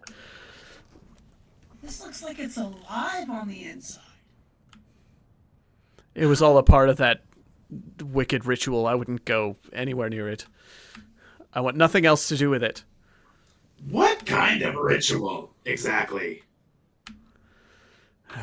They're not bringing more dragon's eggs alive, are they? Wait a second. Have you ever seen a blue dragon? Of course I know a blue dragon. Fraza the Eternal? The Scourge of Falander? Did you happen to see one recently? Like, today? No, because it never arrived for my wedding. That's a good thing, though, right? I suppose the less giant monsters and flame rituals that happen around me, the better. It's all a Should we good thing throw that her I'm on the alive dragon? and that no one knows where I am right now. And she kind of eyes the horizon suspiciously. Well, Fair enough. I can't possibly pay you for this. And I mean, I know I stopped the horse from running you over, but, this is too much. Take it. Take it and keep it. It can be a small piece of the debt that I owe for you saving my life. Well, consider your debt paid up front. Anzo. It's nice to meet you. That's a very generous thing to say, and I won't hold you to it. I suspect I owe you far more than that, and it's a pleasure to have met your acquaintance, Zoe. What's one or two new scars added to the collection? It's okay.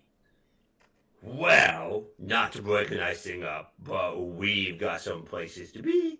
And Quamabella, like Longtoe there said, if you head to the Bitchin' Battle Tower... He knows what my real name is, buddy. You don't have to keep lying to her. Oh, okay, well, if you go to the Bitchin' Battle Tower and tell them that Grunrock sent you, you will be safe. You're sending her to your tower. Did you... I'm gonna look at her and look at them and then, try and give her, decent directions on how to get there. I would imagine that being a traveler by nature, I'm pretty good at keeping my way around and learning my way back. So I'm gonna try and explain to her in detail where it is and where not to go. Do you think her horse is gonna sprint off again? Yeah, what spooked your horse? Like, Because if we just send you on your way, that might happen again. It was a foolish thing. It was, I was running the horse too hard and too fast, and we got into a ravine, and there was one of those lashing bushes, and it startled the horse. And I couldn't get it to calm down because this bloody horse has never seen me or been near me. It took off, charging across the plains. I don't even know this horse's name, and I couldn't get it to slow down or halt. I've been running for nearly a day. That sounds exhausting. So that's not a no. So we'll no be to on what? our way, and we'll hopefully see you some other time. Thanks again. I thank you. I will try to find a place to rest at your tower. I trust that it will be safe if you tell me that it is. Grenrock, may I ask you a question before I go? Is Ask away. it true that you serve the Dark Lord of Vond? That you have gazed upon the spider demon himself? That could not be farther from the truth. I've liberated a poor child that was being tortured by those demons. I don't work with them. So it's all a lie. I mean, we did cause an uproar in your town, and I did beat that guy in a street fight. But I'm not involved with Vond. If anything, we have a grudge to pick with Vond. It's true.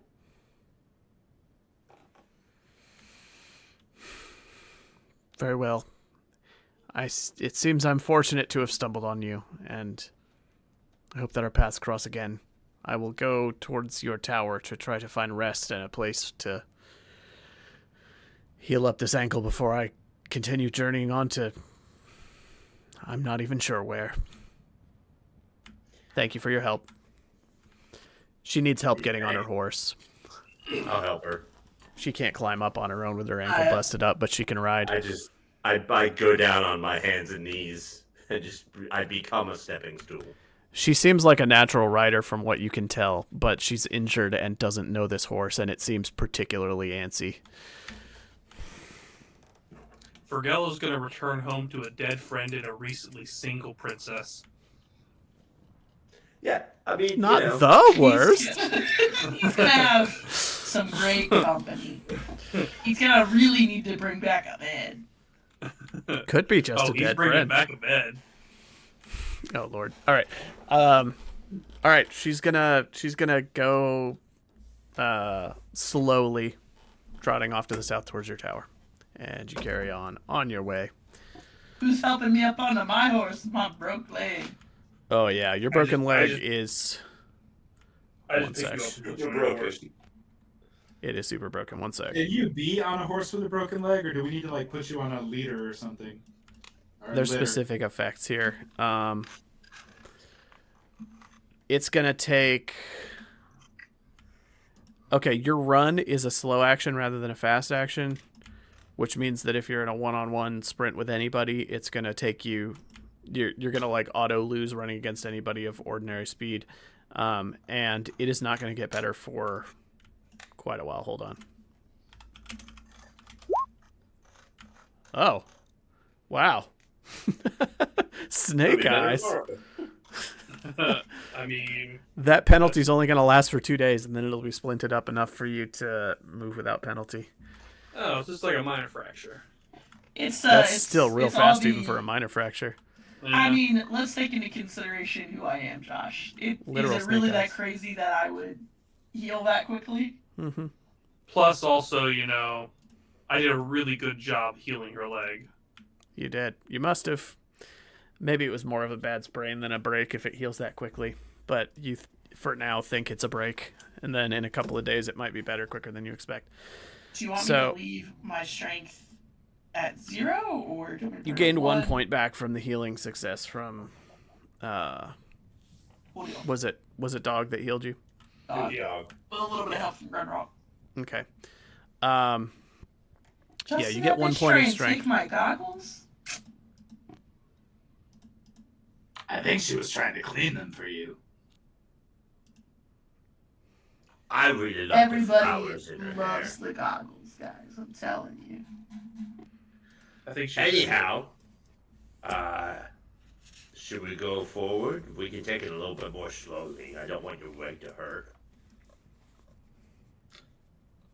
Yeah, let's Yeah, I'm continue. gonna stay on this horse. Josh, did we gain a willpower from sleeping at our stronghold? That's supposed to happen at most once per session, and I think it happened last session. But this is another session, and we slept.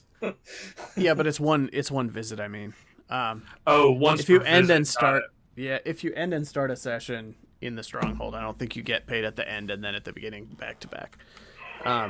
Each time you stop and visit, up to once per session, you'll get a willpower. But I don't think ending and starting a session means you get 2 willpower right back to back. I thought that meant like if we spent multiple sessions in there, we could get all the way up to 10. But obviously, we'd be wasting our time. Yeah, I don't think you're gonna auto fill up to 10 just for staying for a longer time. Okay. Once per session, if you visit your stronghold and take downtime there, you'll get a point. All right, let's go up into this new hex. Yeah. Elric says that your recovery time can be cut in half with treatment as well, which would lower it to 1 day from 2 if you want to. All right, to new hex. Thank you, Elric.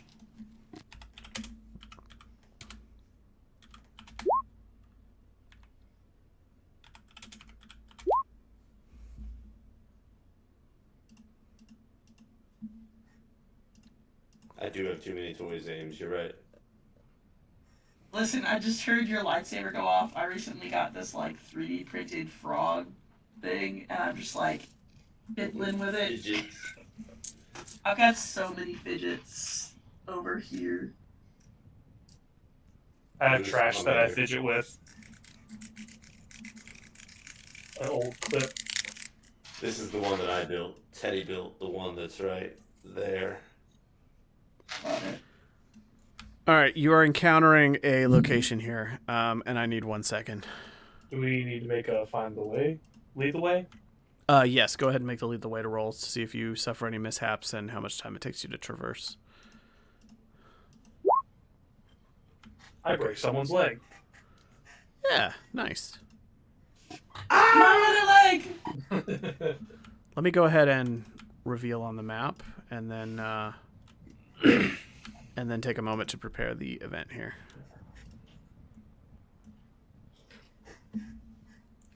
I was due a success with all the failures from last time.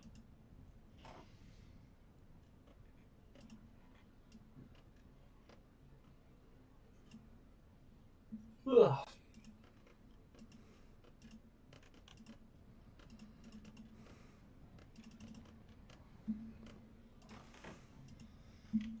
Okay, let's get to the map screen. Hank is standing in a river. He's full of beers out of the river. Oh my goodness, that's a man. You know, every time I see those nature videos of bears catching salmon in the river, it makes me so hungry. I thought you were going to say you were going to think of Hank. I can't watch. I watch one of those and I start drooling. I'm like, I want wild caught salmon straight out of the river like that. Oh, I'm not gonna lie, if you compared me to a bear catching salmon out of the river, I think it'd be like one of the craziest compliments I've ever gotten. take it so. All right. The river continues north here, and you're traveling alongside it, within view of it the whole way north. You're still going across rolling plains. You can see to the north the foothills where you found the Graveyard of Thunder previously, and are making your way up to the familiar region where the Wolf's Belly Inn was. Suddenly up ahead, there's no scouting roll necessary for this. Actually, give me a second to process this before I say the wrong thing. Give me 15 seconds.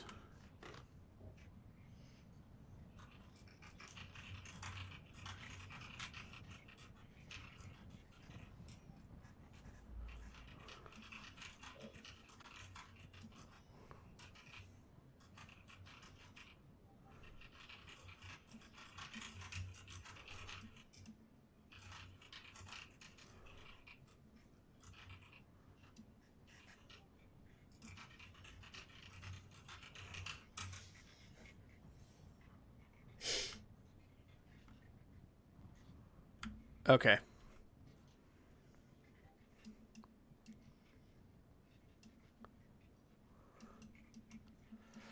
Um, Before you, a crumbling structure emerges from the terrain.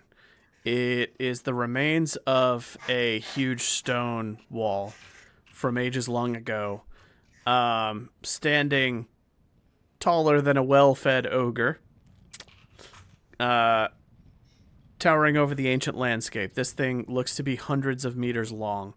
It is. It runs east to west.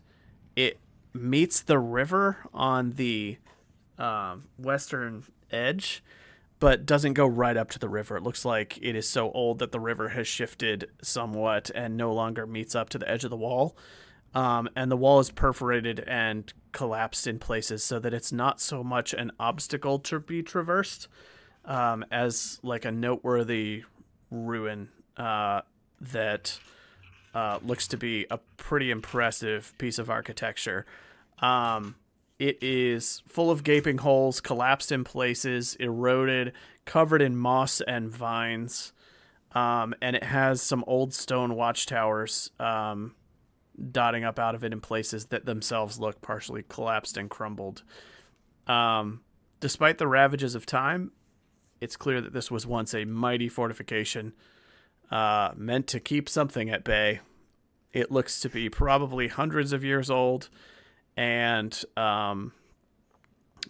you could...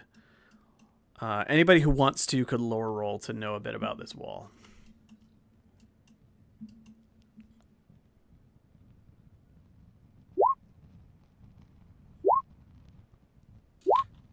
Gronok thinks it's a wall.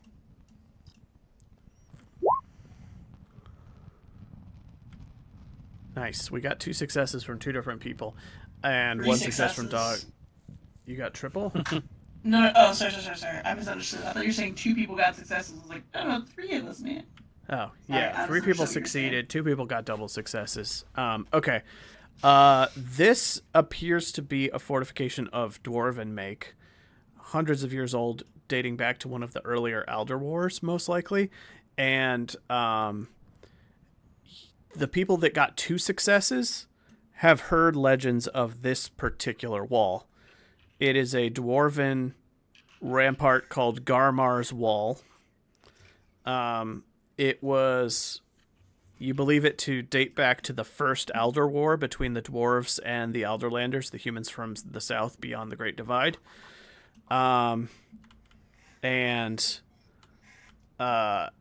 It is a rich piece of the history of the Alder Wars, but you weren't sure exactly where it was or if any of it still stood. But based on what you know about history and the tales that you've heard, this must be Garmar's Wall. It's clearly dwarven, it's clearly hundreds of years old, and it's very impressive, even though it's like overgrown, crumbling, and partially buried. It dots the landscape, and you'll have to find a gap in it to pass through it.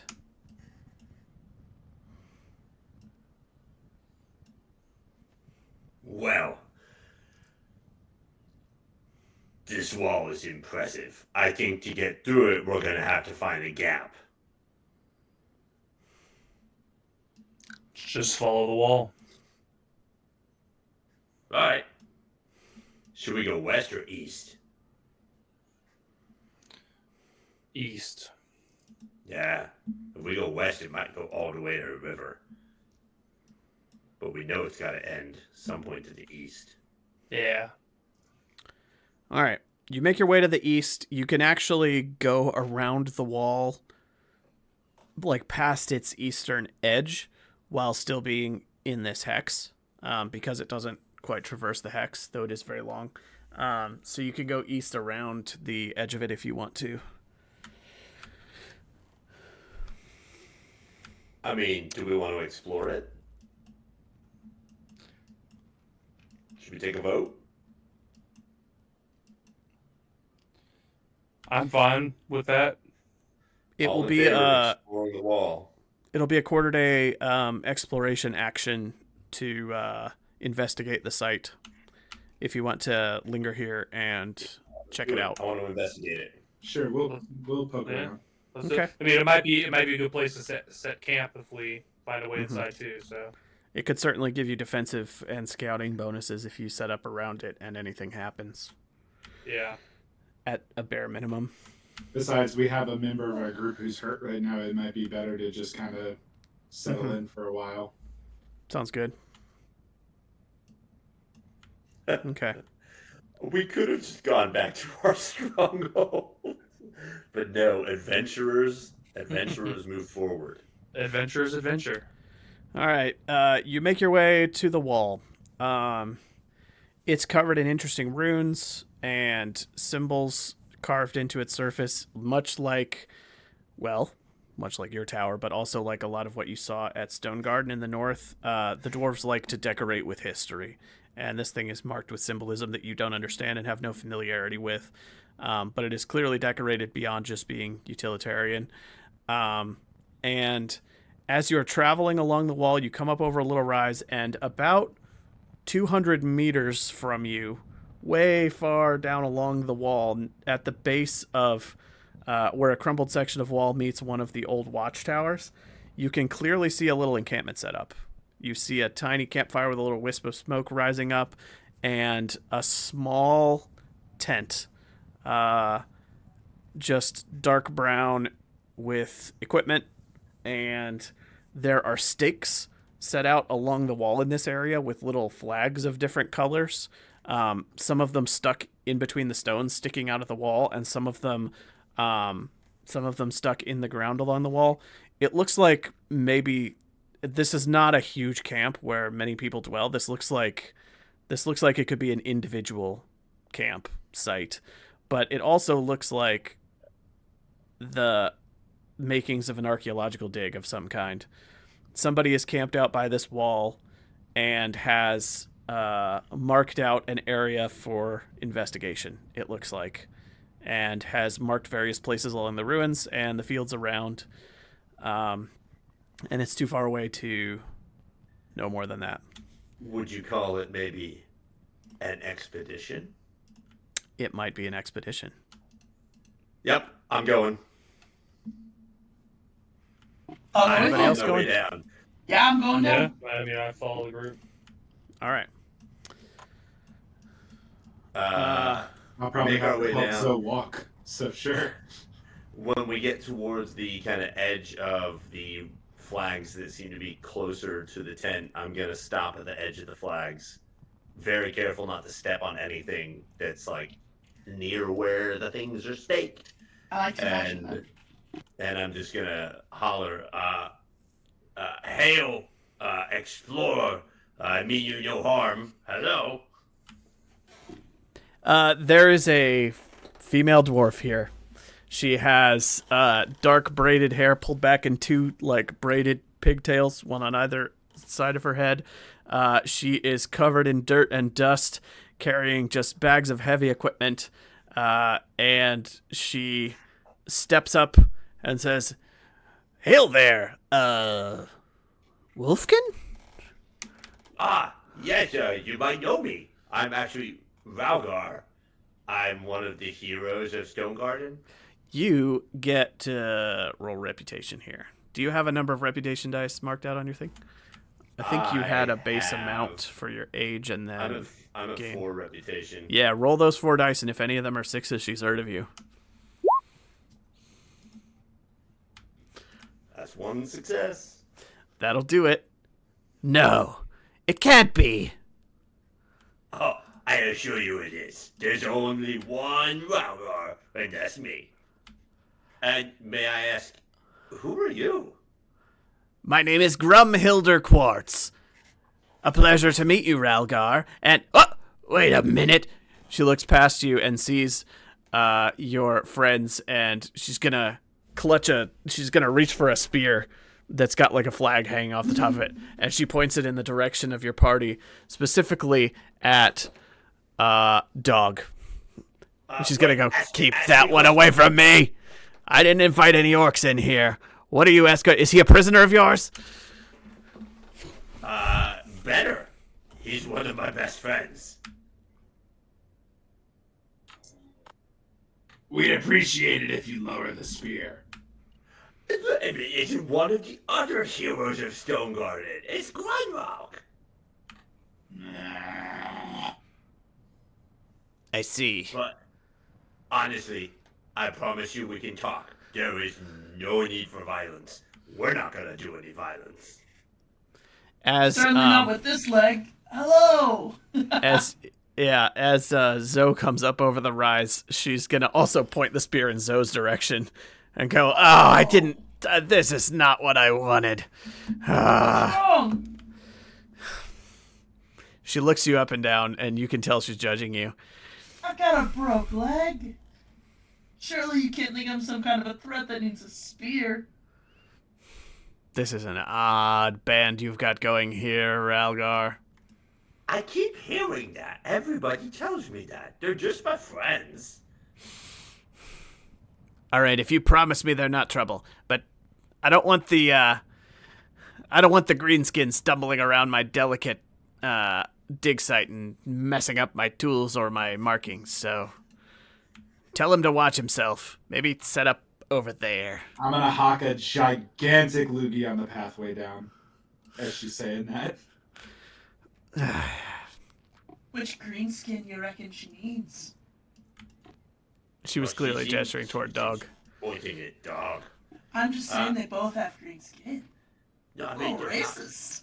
So you I'm gonna teach her that I'm the one she's gotta worry about. Hey, can I borrow that brush real quick? Grunwald, what the heck, man? What's going on with you? I'm gonna get the brush and the back of the handle. I'm gonna use to like scratch inside my ear Can't get this that easy. Been trying to get it all day. and just walk off with the brush. I promise you, Lady Quartz, you would never have met a calmer orc than Dog. He's basically a puppy. Oh, I miss having Literally puppies. turn into one. Anyhow, what are you doing out here? Oh, well, I'm searching for something, if you must know. What you looking for? Well, what's your name? I'm Zoe. What's your name? Well, Zoe. This is Lady Quartz. They say that a great chief was buried along this wall in ancient times, and that his tomb still lies somewhere along here. That sounds amazing. Have you found it yet? No. Do I look that wealthy? Oh, No, but I think I'm onto something. I've seen some markings that reinforce my theories about the tomb. you want to know a secret? We found a tomb once. Not here, but we found a tomb once. And when we opened it and we went inside, there were tons of things inside that tried to kill us. Can you believe that? That sounds frightening. Oh, yeah, it was. But me and my friends, we fought them back and we got a lot of treasure out of it. So, I'm just saying that when you do find it, be careful because there might be things in there that try to kill you. I'm gonna walk up and put the brush directly in her hand instead of back down on the ground, Yeah, and mind the bees. and I'll keep walking in the other direction. Peace. Like I said, it wasn't here. But, Well, Have you guys been to Aylesbury? You know Aylesbury? wait, so you really know Aylesbury? That town was terrible. That was the worst. Not for me, but I can understand why a lot of people thought it was the worst. It's not so bad. Took years off my life. If you don't mind, I'm working on becoming independently wealthy, thank you. Oh, yeah. They say the tomb of the chieftain, whose name was Garmar Forebeard, is filled with gold, artifacts, and weapons of enchanted dwarven steel made to be indestructible. Wait, do you think there might be an axe in there? Wait, no, that doesn't matter. All I'm saying is, if you would like to contract a service of 4 very reliable adventurers for protection when you find a tomb, we would be more than happy to enter into a business arrangement with you. So did I say that right? Ralgar, Yeah. You wish to profit off of my enterprise, is that what you're telling me? No, we wish to protect you. That's not my thing. What's the bow for? Why do you have a bow? To eat, bro. What? Oh. Yeah, that makes sense. Okay, hold on. Dr. Quartz, if I may. Let's say you find a bunch of treasure. How are you gonna turn that treasure into money? You need a fence. You need someone that knows the market. Just like my friend Zoe, she knows the market really good. So think of it this way. In the tomb, you've got protection from my crack team of adventurers. And then after the tomb, you have a reliable fence that will make all your money independently wealthy dreams come true. Have you tried digging over here? And I'm like on the opposite side from where everything's set up and all the markings are. Like pointing at a plain wall that she's obviously ignoring. I hope you just fall into a tomb. She's gonna say, I didn't know the heroes of Stone Garden would sound so much like common charlatans, but your reputation precedes you, and this is quite a lot of ground to survey. I am looking for particular runes, and at the rate I'm going, it could take weeks to check them all myself.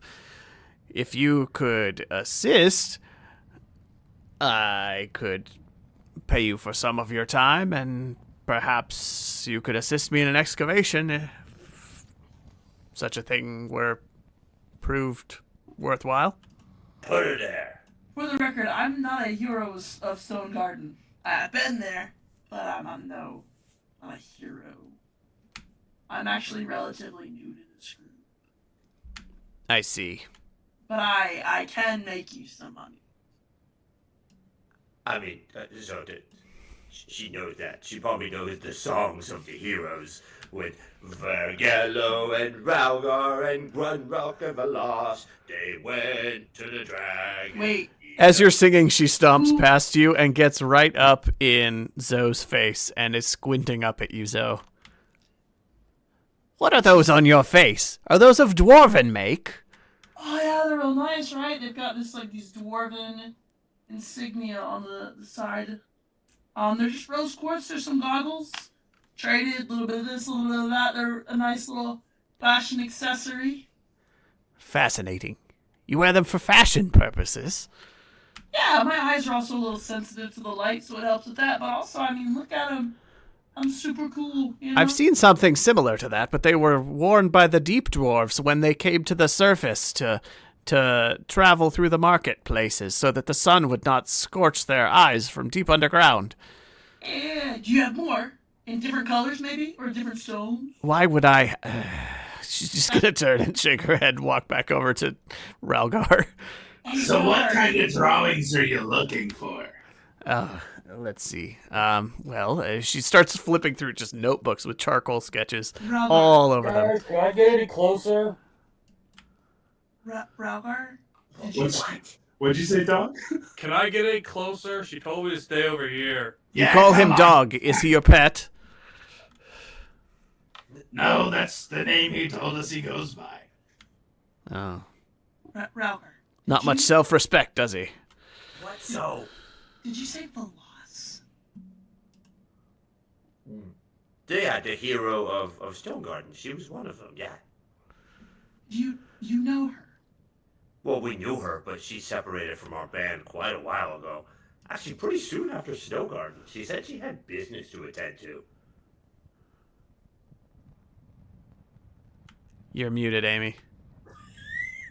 I'm muttering to myself. You were friends with her. Well, yeah. I mean, I assume if I reached out somehow and told her I needed help, she'd come if I needed her. I'm so interested. I've heard tales of her before. What can you tell me about her? Oh, she was super pretty. Grumhilder's just looking back and forth. You and back made and her forth. mad. She would get mad, and she really liked Maybe- looking at cooked vegetables. Maybe we can continue this tonight when we're eating, and while we still have daylight, we can help whatever this Right. lady wanted. I do want to circle back around to this, Ralgar. Huge fan. From everything I've heard from her. So we Play your can. cards right. And Is it this one? And I'm just gonna point at a random rune. No, it's not that one. Oh, come on. Like, you have to roll, like, and see if he gets it on, like, a D100. D100. Like, if he gets, She like, doesn't. a 1. No. She doesn't look at it. She just tells him it's not that one. All right, There are thousands. It's not that one. I get down to business with her then. I might look like a little pup, but I actually know sigils and runes quite well. So let's begin. This I piques don't her know interest. sigils and runes, but Um, I'm real good at recognizing stuff. So. She'll show you all her notebooks with charcoal sketches of dwarven runes, and she says that there's she's looking for a specific tower, which, according to the oldest records, would be the center point of a system of signal beacons called the Dwarven Fires, and she makes sure to point out in a rubbing it in sort of fashion that these are much more sophisticated signal fires than the primitive sorts that humans nowadays use. And Yeah, humans are the worst. and she shows you systems of we've been raided. Welcome, Sun Punch Studios. Oh, hi. That's awesome. Thank you. Welcome, everybody. So she is going to show you a series of drawings and dwarven runes that seem to describe and indicate, well, it's a party, what it is you're looking for. But interpreting the runes, figuring out where they point, and mapping them onto the language inscribed on the stone walls is going to be a process that amounts to a lore roll and a quarter-day effort. So anybody that wants to can travel along the walls, up and down both sides, checking the markings, checking the towers, and searching along the ruins. And with a successful lore roll, you might just locate something of note. I had 7 die and I missed them all. Man, Roll20 is really doing a crazy thing here. Ooh, dog. Wow, triple success from Dog. Nice. I thought I was rolling hot with my at least 1/6 per roll, but dog with the triple success. I'm Nice, surprised. nice. So here's how this is gonna look. Zoe, you are let's see. Ralgar, did you get a success on yours? No, you Ralgar didn't. might be the smartest wolf kid, but he's tired. All right. This rough. Zoe, you're gonna be able to narrow this to a section of the wall by finding markings that seem to share a similar structure to the ones in the charcoal sketches. And then, Dog, you are going to find exact markings that map onto a series of runes from her notes. There are slight differences, but you're able to extrapolate the differences, and that this is actually describing the reason the runes are slightly different is because the runes on the wall are describing the signal towers and calling out the central beacon, that this is some sort of hub or center. And you're able to narrow to what is basically an overgrown, tangled section of the wall, where it looks like one of the watchtowers has sunken down into the ground quite a bit and sort of caved in on itself, and it's become very overgrown to the point where it just looks like a slightly raised section of the wall, but it actually looks like there was one of the towers in this area, and that the markings describe it as some sort of a signal hub.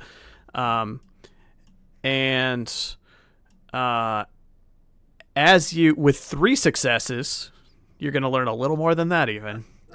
Oh, wow. With 3 successes, you see some runes that you've seen before. And it's because they are similar in the Orcish language to the Dwarven language, probably because they share some crossover and similar origins. But it looks like all of these runes map onto what you're looking for. But your 3rd success will tell you 1 or 2 of these runes look a little concerning.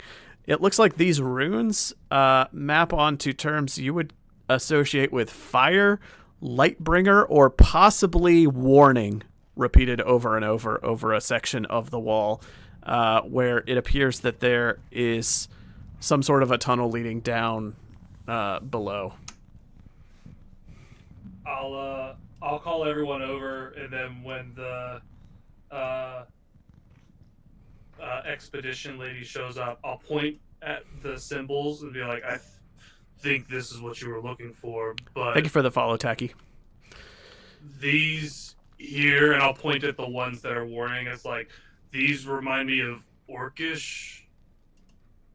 And I ask, like, I kind of look at our question as, like, do you recognize the symbols? Grumhilder will validate that these runes seem to say fire, Lightbringer, and warning. And that they are a repeating pattern over a whole area. You can also see that there appears to be like a tangled thicket overgrowing the tunnel, and that it looks like there's some huge stone boulders sort of lodged in the entrance to the tunnel that are sort of sealing the way deeper, that would need to be moved out of the way in order to explore further down. Does it look like someone placed them there, or that they were... I mean, I don't know if there's a way to tell that. It looked like maybe like they fell there or something. It looks like they were probably placed, like they were naturally occurring stones that someone put here to block a pre-existing tunnel for one reason or another.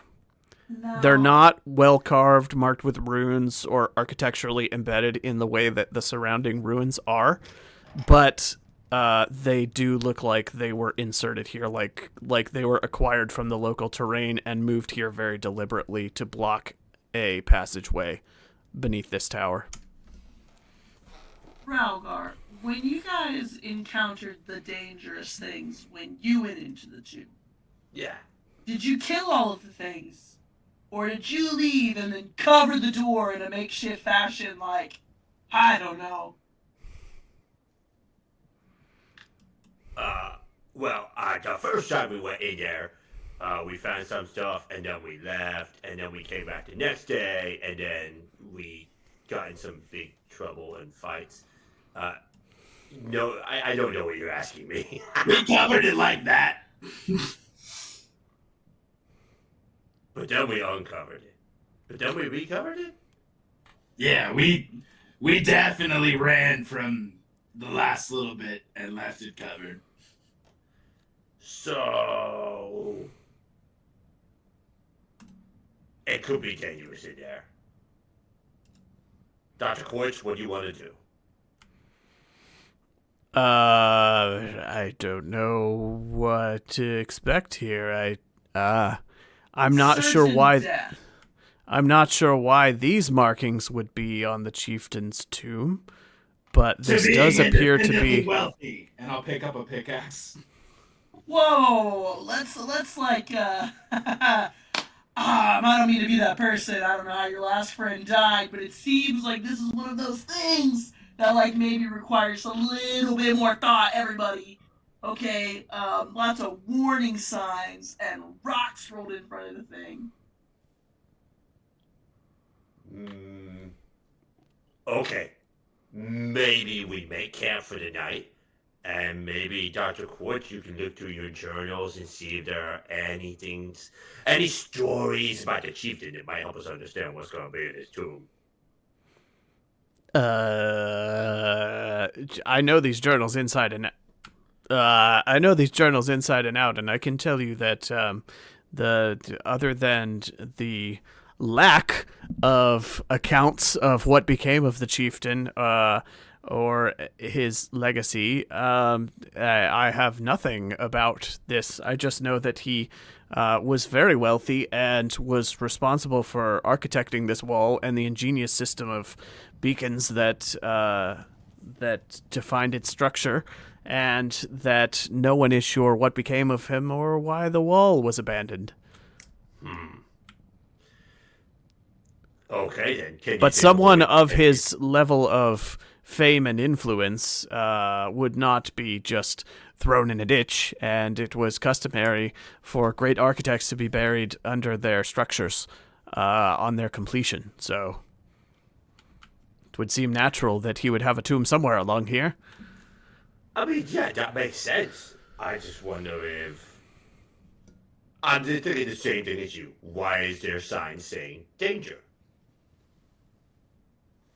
Only one way to find out, right? They can be interpreted multiple ways. It could say warning, but it might say Lightbringer. No, that definitely says warning. A lot. Like a lot. Well, dog, you would help me roll these boulders out of the way. Again, I would just beseech you, broken leg. We should at least rest for a couple days. At least until none of us have to carry our new friend down into a tomb. Yeah, all right, that makes sense. And I'll put the pickaxe down right next to it. Well, Dr. Quartz, there you have it. We're happy to help, but we need a few days to get things right with our newest team member. All right, I suppose that's fine. You have saved me quite a bit of time already just by locating this site, so I suppose I will copy these markings down and get some rest. Would you all like to set up around my campsite? Yeah, Sure, do you like great. stew? Do I like what? Stew. It depends what sort of stew it is. What do you put in your stew? I don't know, whatever you're making. Pork, chicken, human, really whatever's on hand. Not the human bit. Dog says it tastes bad. All right, I'm trusting you, Ralgar. Keep an eye on these companions of yours, and don't trust a human you've barely met. That's my advice. She goes stomping back off towards her tent. Had better luck with humans than birds. Do I need to roll to make camp?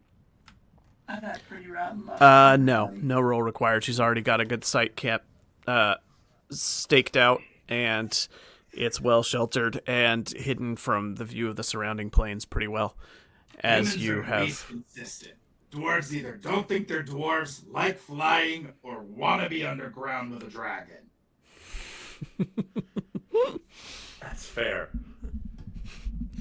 all right. So yeah, you could set up camp, rest, do whatever. Technically, this was the daytime activity, and so you can do an evening thing if anybody wants to take any actions. I won't switch us over to the exploration tab for the moment. You can all just state what you want to do, if anything. I'm asleep. Gwenrock, day napping. What's everybody else doing? I guess I'll go foraging. Okay, go ahead and make a roll. Yep. I just have to remember what that roll is. Survival. Survival. Mm-hmm. 1 success. Okay.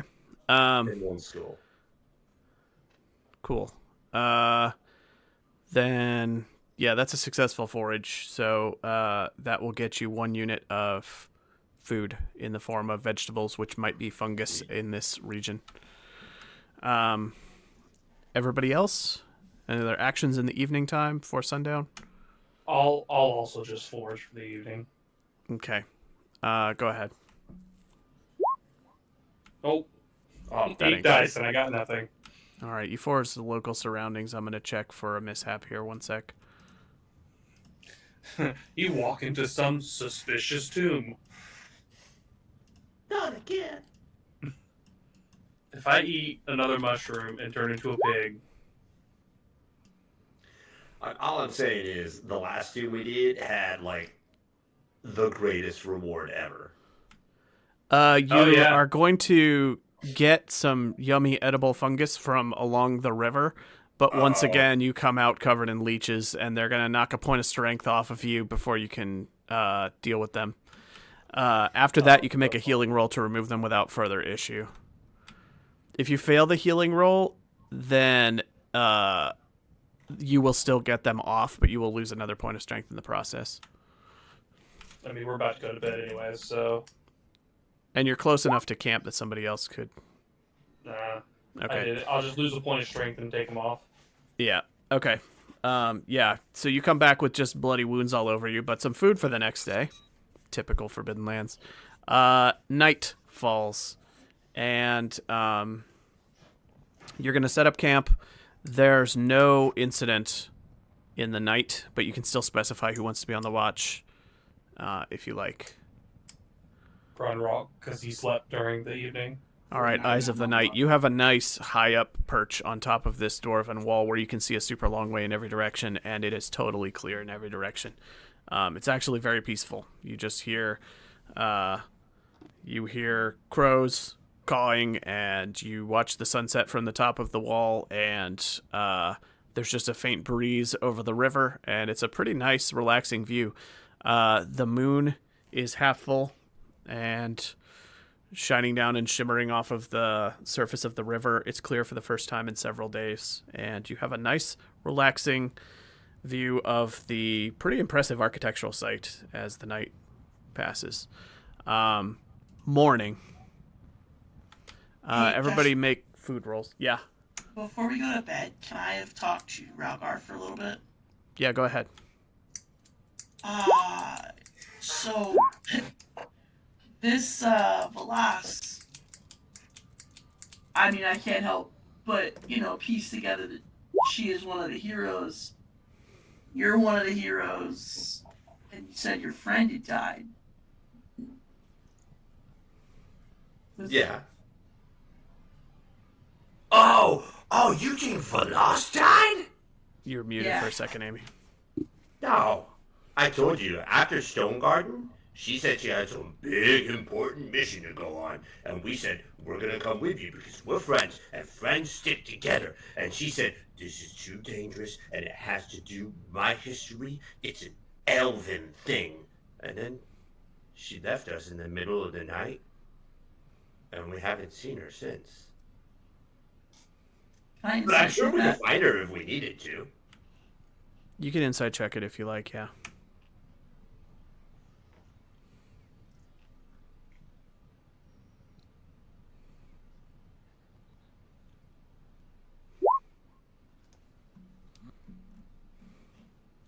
Man, this dice spam. That is a success. Can I roll resistance? Yeah, roll manipulate. If you get at least one success, then she has no inkling of whether you're telling the truth or not. No success. If there's anything fishy about your story, she is going to suspect that there's something fishy about your story and not trust it. That's too terrible. But it's some elven thing off in the middle of the night. That's rough, buddy. And then your friend died? Was it a friend of Velas's too? No, it was one of Dahlia's friends. You're fairly certain he's hiding something, you're not sure what. I feel like if they're trying to figure out how to bring back a Hearthstone, their friend is dead. I feel like there's enough breadcrumbs here. Maybe. Uh-huh. Maybe. Maybe you have no evidence. I'm not gonna confess, so. Right, for sure. I'm not gonna ask, I'm not gonna press. I'm just curious, any like, was she like a good traveler. Was she a good traveler? Why are you so interested in Velas? Velas is like super famous. No, she's not. She was like Yes, super she is. wanted. Exactly. When you've been to as many places as I have, and you've seen as many wanted boards as I have, you start to like pick up on some faces that are lots of places. Velas's face is everywhere. Can I roll insight against her? Yep. Roll manipulate, Amy. Real good friendship we're building here. It's all paranoia all the way down. I've got 2 successes. That's pretty good. I got 2 successes. Oh boy. The insight's gonna trump, and if there's anything fishy about your story, then he's gonna suspect you're withholding something or being deceitful in some way. Would you say that's the case, Amy? A little. Yeah, there it is. There you have it, Adam. Everybody's lying to everybody. All right. And before everybody I knows go to it. bed- Before I go to bed, then I'm gonna sneak up to where Grunrock's about to keep watch. Okay. We're all having some little night-night conversation, some pillow talk. Mm-hmm. Hey, Grunrock. Yeah, buddy.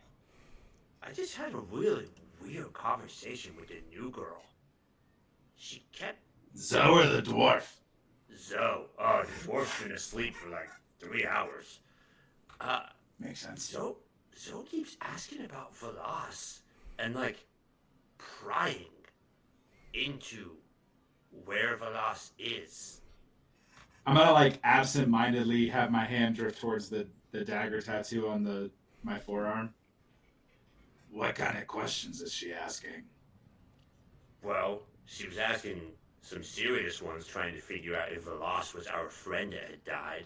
And then when I started to kind of catch on to what she was doing, she got all lighthearted again and said, "Is she a good traveler?" It was weird and sketchy, trust me. She's hiding something.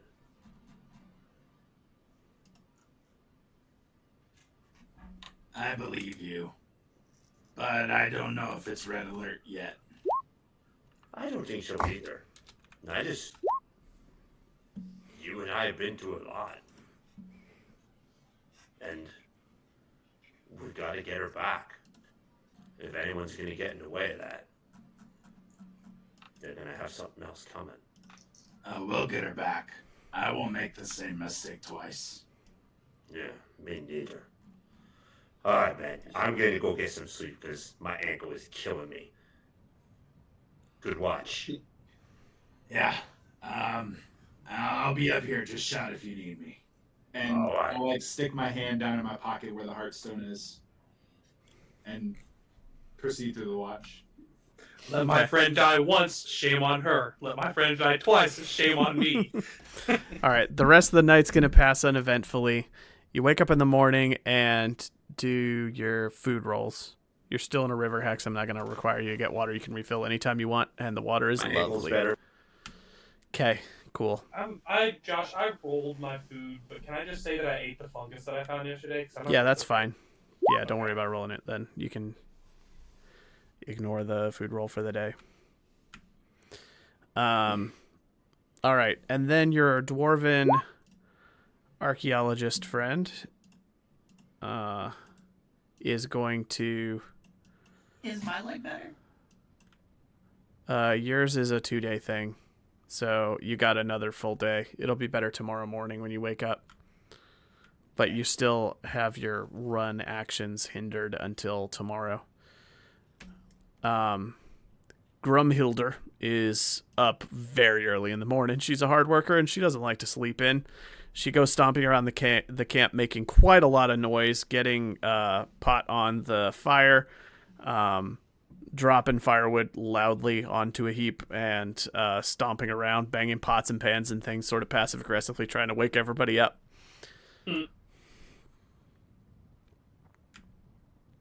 Boy, it would sure be lovely to get to work any old time now. Whew.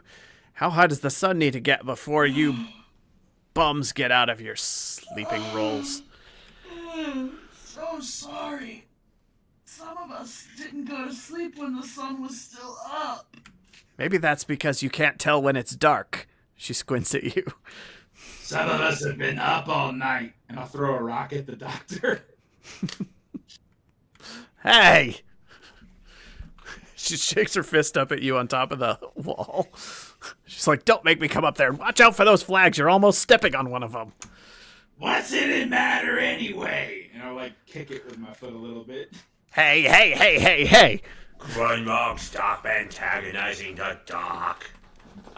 Hey, look. We need another day before we're ready for adventuring into a tomb. Our new friend... She's not lying about her leg. I saw her fall off the horse. But she's gonna need another day to be better. Is there anything else we can do today? I don't know. We can just advance. We don't have to make every single roll. We can advance the timeline and do food rolls and stuff if you want to wait another day to recover. She's not going to leave in that period of time. So if people want to do another food roll, and if you want to do any particular actions during the day, just go ahead and announce them and roll them. And How otherwise, long we'll would- advance it. How long are we gonna know how long it's gonna take to clear the entrance? Is that gonna be a quarter day thing? You can go investigate it and assess that today if you want. Yeah, I'll do that. Okay. It looks like these could be moved, but it will require a successful might roll from someone using a bunch of her tools for leverage. So it's going to be a quarter day project to get set up for it, basically. You're going to have to wedge tools in there, loosen things, go in there and figure out the right angles and stuff, and then somebody is going to have to make a might roll, and with a failure, you might get injured in the process or break tools or have something go wrong. So you're going to need... Might. You might. Get out of here, Amy. So whoever is the strongest and most trusted with a heavy lifting thing like that, because it's going to need lots of heavy, steady pressure while the rest of the party is stabilizing things. And if somebody gets wobbly or loses their grip, then it might... yeah, maybe. But anyway, it's going to amount to a quarter day project where the strongest person is going to be responsible for doing a might roll to lift and open the passage while everybody else assists. I mean, I'm more than happy to help start cracking this puppy open. I mean, yeah, I'll say, like, I'll spend, like, whatever time to get things set up. Because, like, I imagine that's going to be a larger process there of, like, initially getting things in place for us to actually move them. Even though we might not move them today. Who knows? But I'll do that. Okay. While he's doing that, I am gonna cook the unit of vegetables I found in the food. It's up to D6, so it's an auto success. So I've only got one. Bill, you can top yourself back up to 12. Mm-hmm. Oh, dang it. All right. Any other actions before we advance to the next morning? Do you want to try and crack it open? Like, should I go for a might roll? I have 5 on my You might. can go Let's for it just- today, or you can wait till tomorrow. Let's and- just wait for whatever the tomorrow. If party something decides. comes out there, we're going to have to leave our new friend behind. It's dark, but fair enough, I suppose. I mean the dwarf, not Amy. I'm going to go ahead and advance the timeline here. The next day is overcast, and you can make another day's food rolls. Nothing is going to bother you overnight. And the next day, you wake up.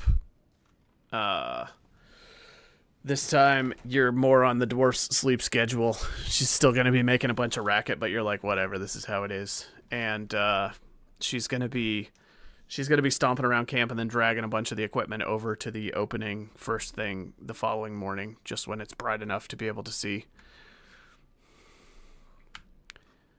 Is Amy around? She coming back?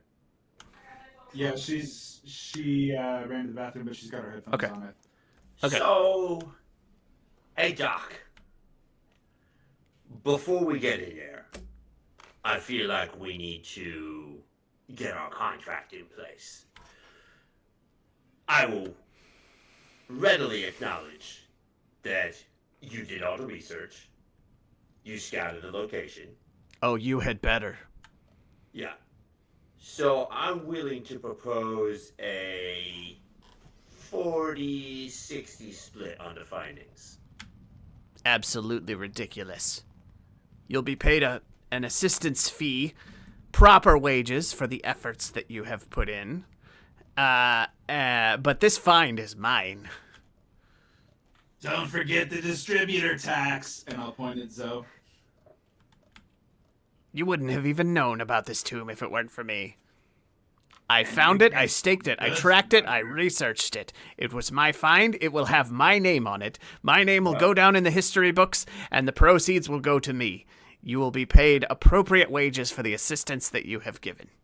Trust Did you us. hear that, We don't Will? want our names on anything. We just want the money. We are being paid as academic assistants, and as such, if anything in the tomb happens, you are not to touch your weapons. You are to run as fast as you can and leave the doctor to her fate. Yeah, that's about how I heard it. That's what 40-60 academic was assistants would unfair. do. Fine by me. All right, let's see what happens. All right, she's gonna stand at the crest of the hill, overlooking the little dip down to the collapsed tunnel entrance. Who wants to be the strengther that is responsible for leveraging these rocks here? I got a 5.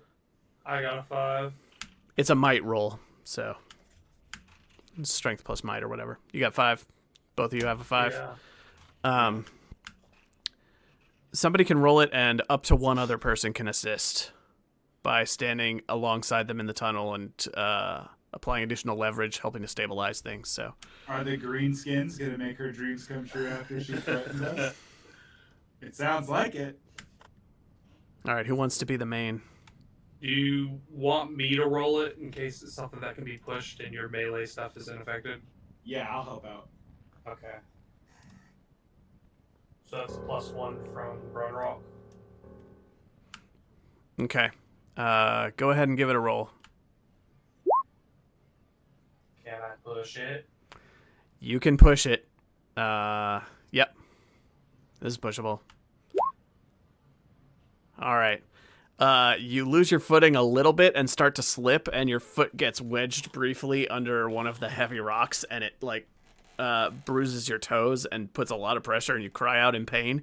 But in response to you yelling, you and your assistant, Grunrock, are able to adjust the leverage and free up your foot. And you're like, okay, I think I still got it. And then you are able to continue lifting. The two stones are sort of wedged against each other, and when one is pulled out of the way, the other one starts to shift down in the opposite direction, and they sort of part, creating an opening that is probably large enough for a full-grown human man to go through if they crouched down a little bit. For Grunrock, you can just clearly see into it because it's about eye level for you. Anybody else will have to hunker a little bit, but you're able to part the stones and pull them apart, and it creates enough of an opening to reveal a tunnel that you could easily go into. Now, when you part these stones, it creates this opening, and as they are pulling apart, black smoke starts to trickle out from between the stones, and it's quite thick, dense black smoke that is now just like belching out of the opening.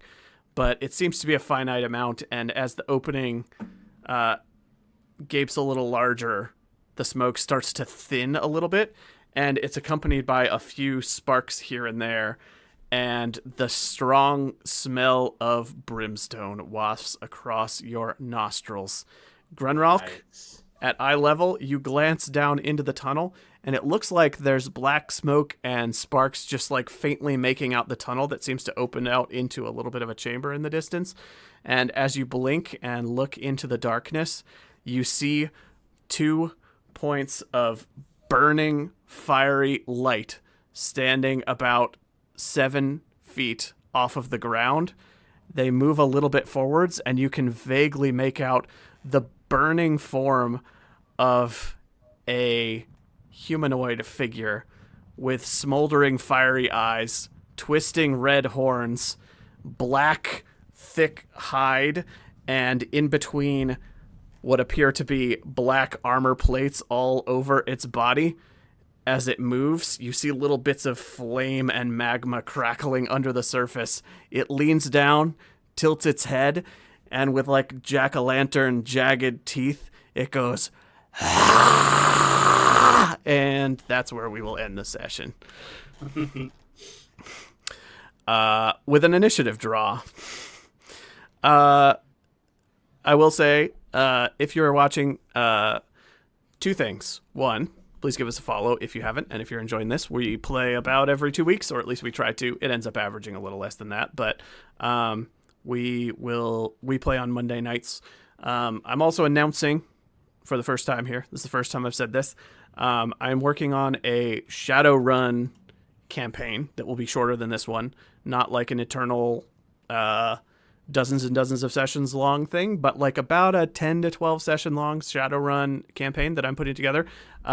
Amy and Bill and my sister, who is very new to RPGs, and one other player will be playing Shadowrun on the stream starting within the next 2 or 3 weeks. If you don't know what Shadowrun is, it's a classic RPG that's been through many, many editions. We're playing the 5th edition of it. It is like a steampunk fantasy crossover set on Earth in the near future, full of silliness and coolness. Did I say steampunk? I meant cyberpunk. Very, very different. I'm sorry if I offended everyone. But yeah, we're going to be doing Shadowrun in the next few weeks. It sounds like we're likely going to be playing on Wednesday nights and doing an arc of that over the coming months. So if you're interested in that, please come check it out. Also, if you haven't followed, we're like 2 follows away from being able to post a full schedule, because I think we need to get to 50 to unlock the like fully customizable calendar and the next tier of Twitch stuff. So if you're watching, we would appreciate follows to get us to that 50 threshold, because we're very close to it. And there's a bunch of people watching tonight, so it might be a good time to do it. But thank you again for the raid from Sun Punch Studios. I appreciate it. That was awesome. And we're always happy to have new people on. And yeah, does anybody else have anything to say before we wrap for the night? Somebody say, "Oh shit." Oh shit. Are There it is. we doing experience on stream? Oh, yeah. Let's do XP. Hold up. No. Take it all back. How could I You forget? made me say a dirty word for nothing, you bastard. Say it again. Say it! Oh shit. You don't have to say it. Okay. Here we go. Experience. Did you participate in the game session? I would say nobody did. Everybody gets an XP. Did you travel through a new hex that you had not visited before? Yep. Did you discover a new adventure site? Absolutely you did. So that's 3. Did you defeat 1 or more monsters? I'm afraid not. Did you find a treasure worth of gold or more? I'm afraid not. There's the gold? Wait a second. Whoa. Why is everybody calling me out? What did you find? The ring from Bella? Yeah, that's an XP to Zoe only. What? She Also, risked what about life the and friends limb we did and was along the way? hand-gifted the ring independently. Belongs to her, not the rest of the party. And she earned.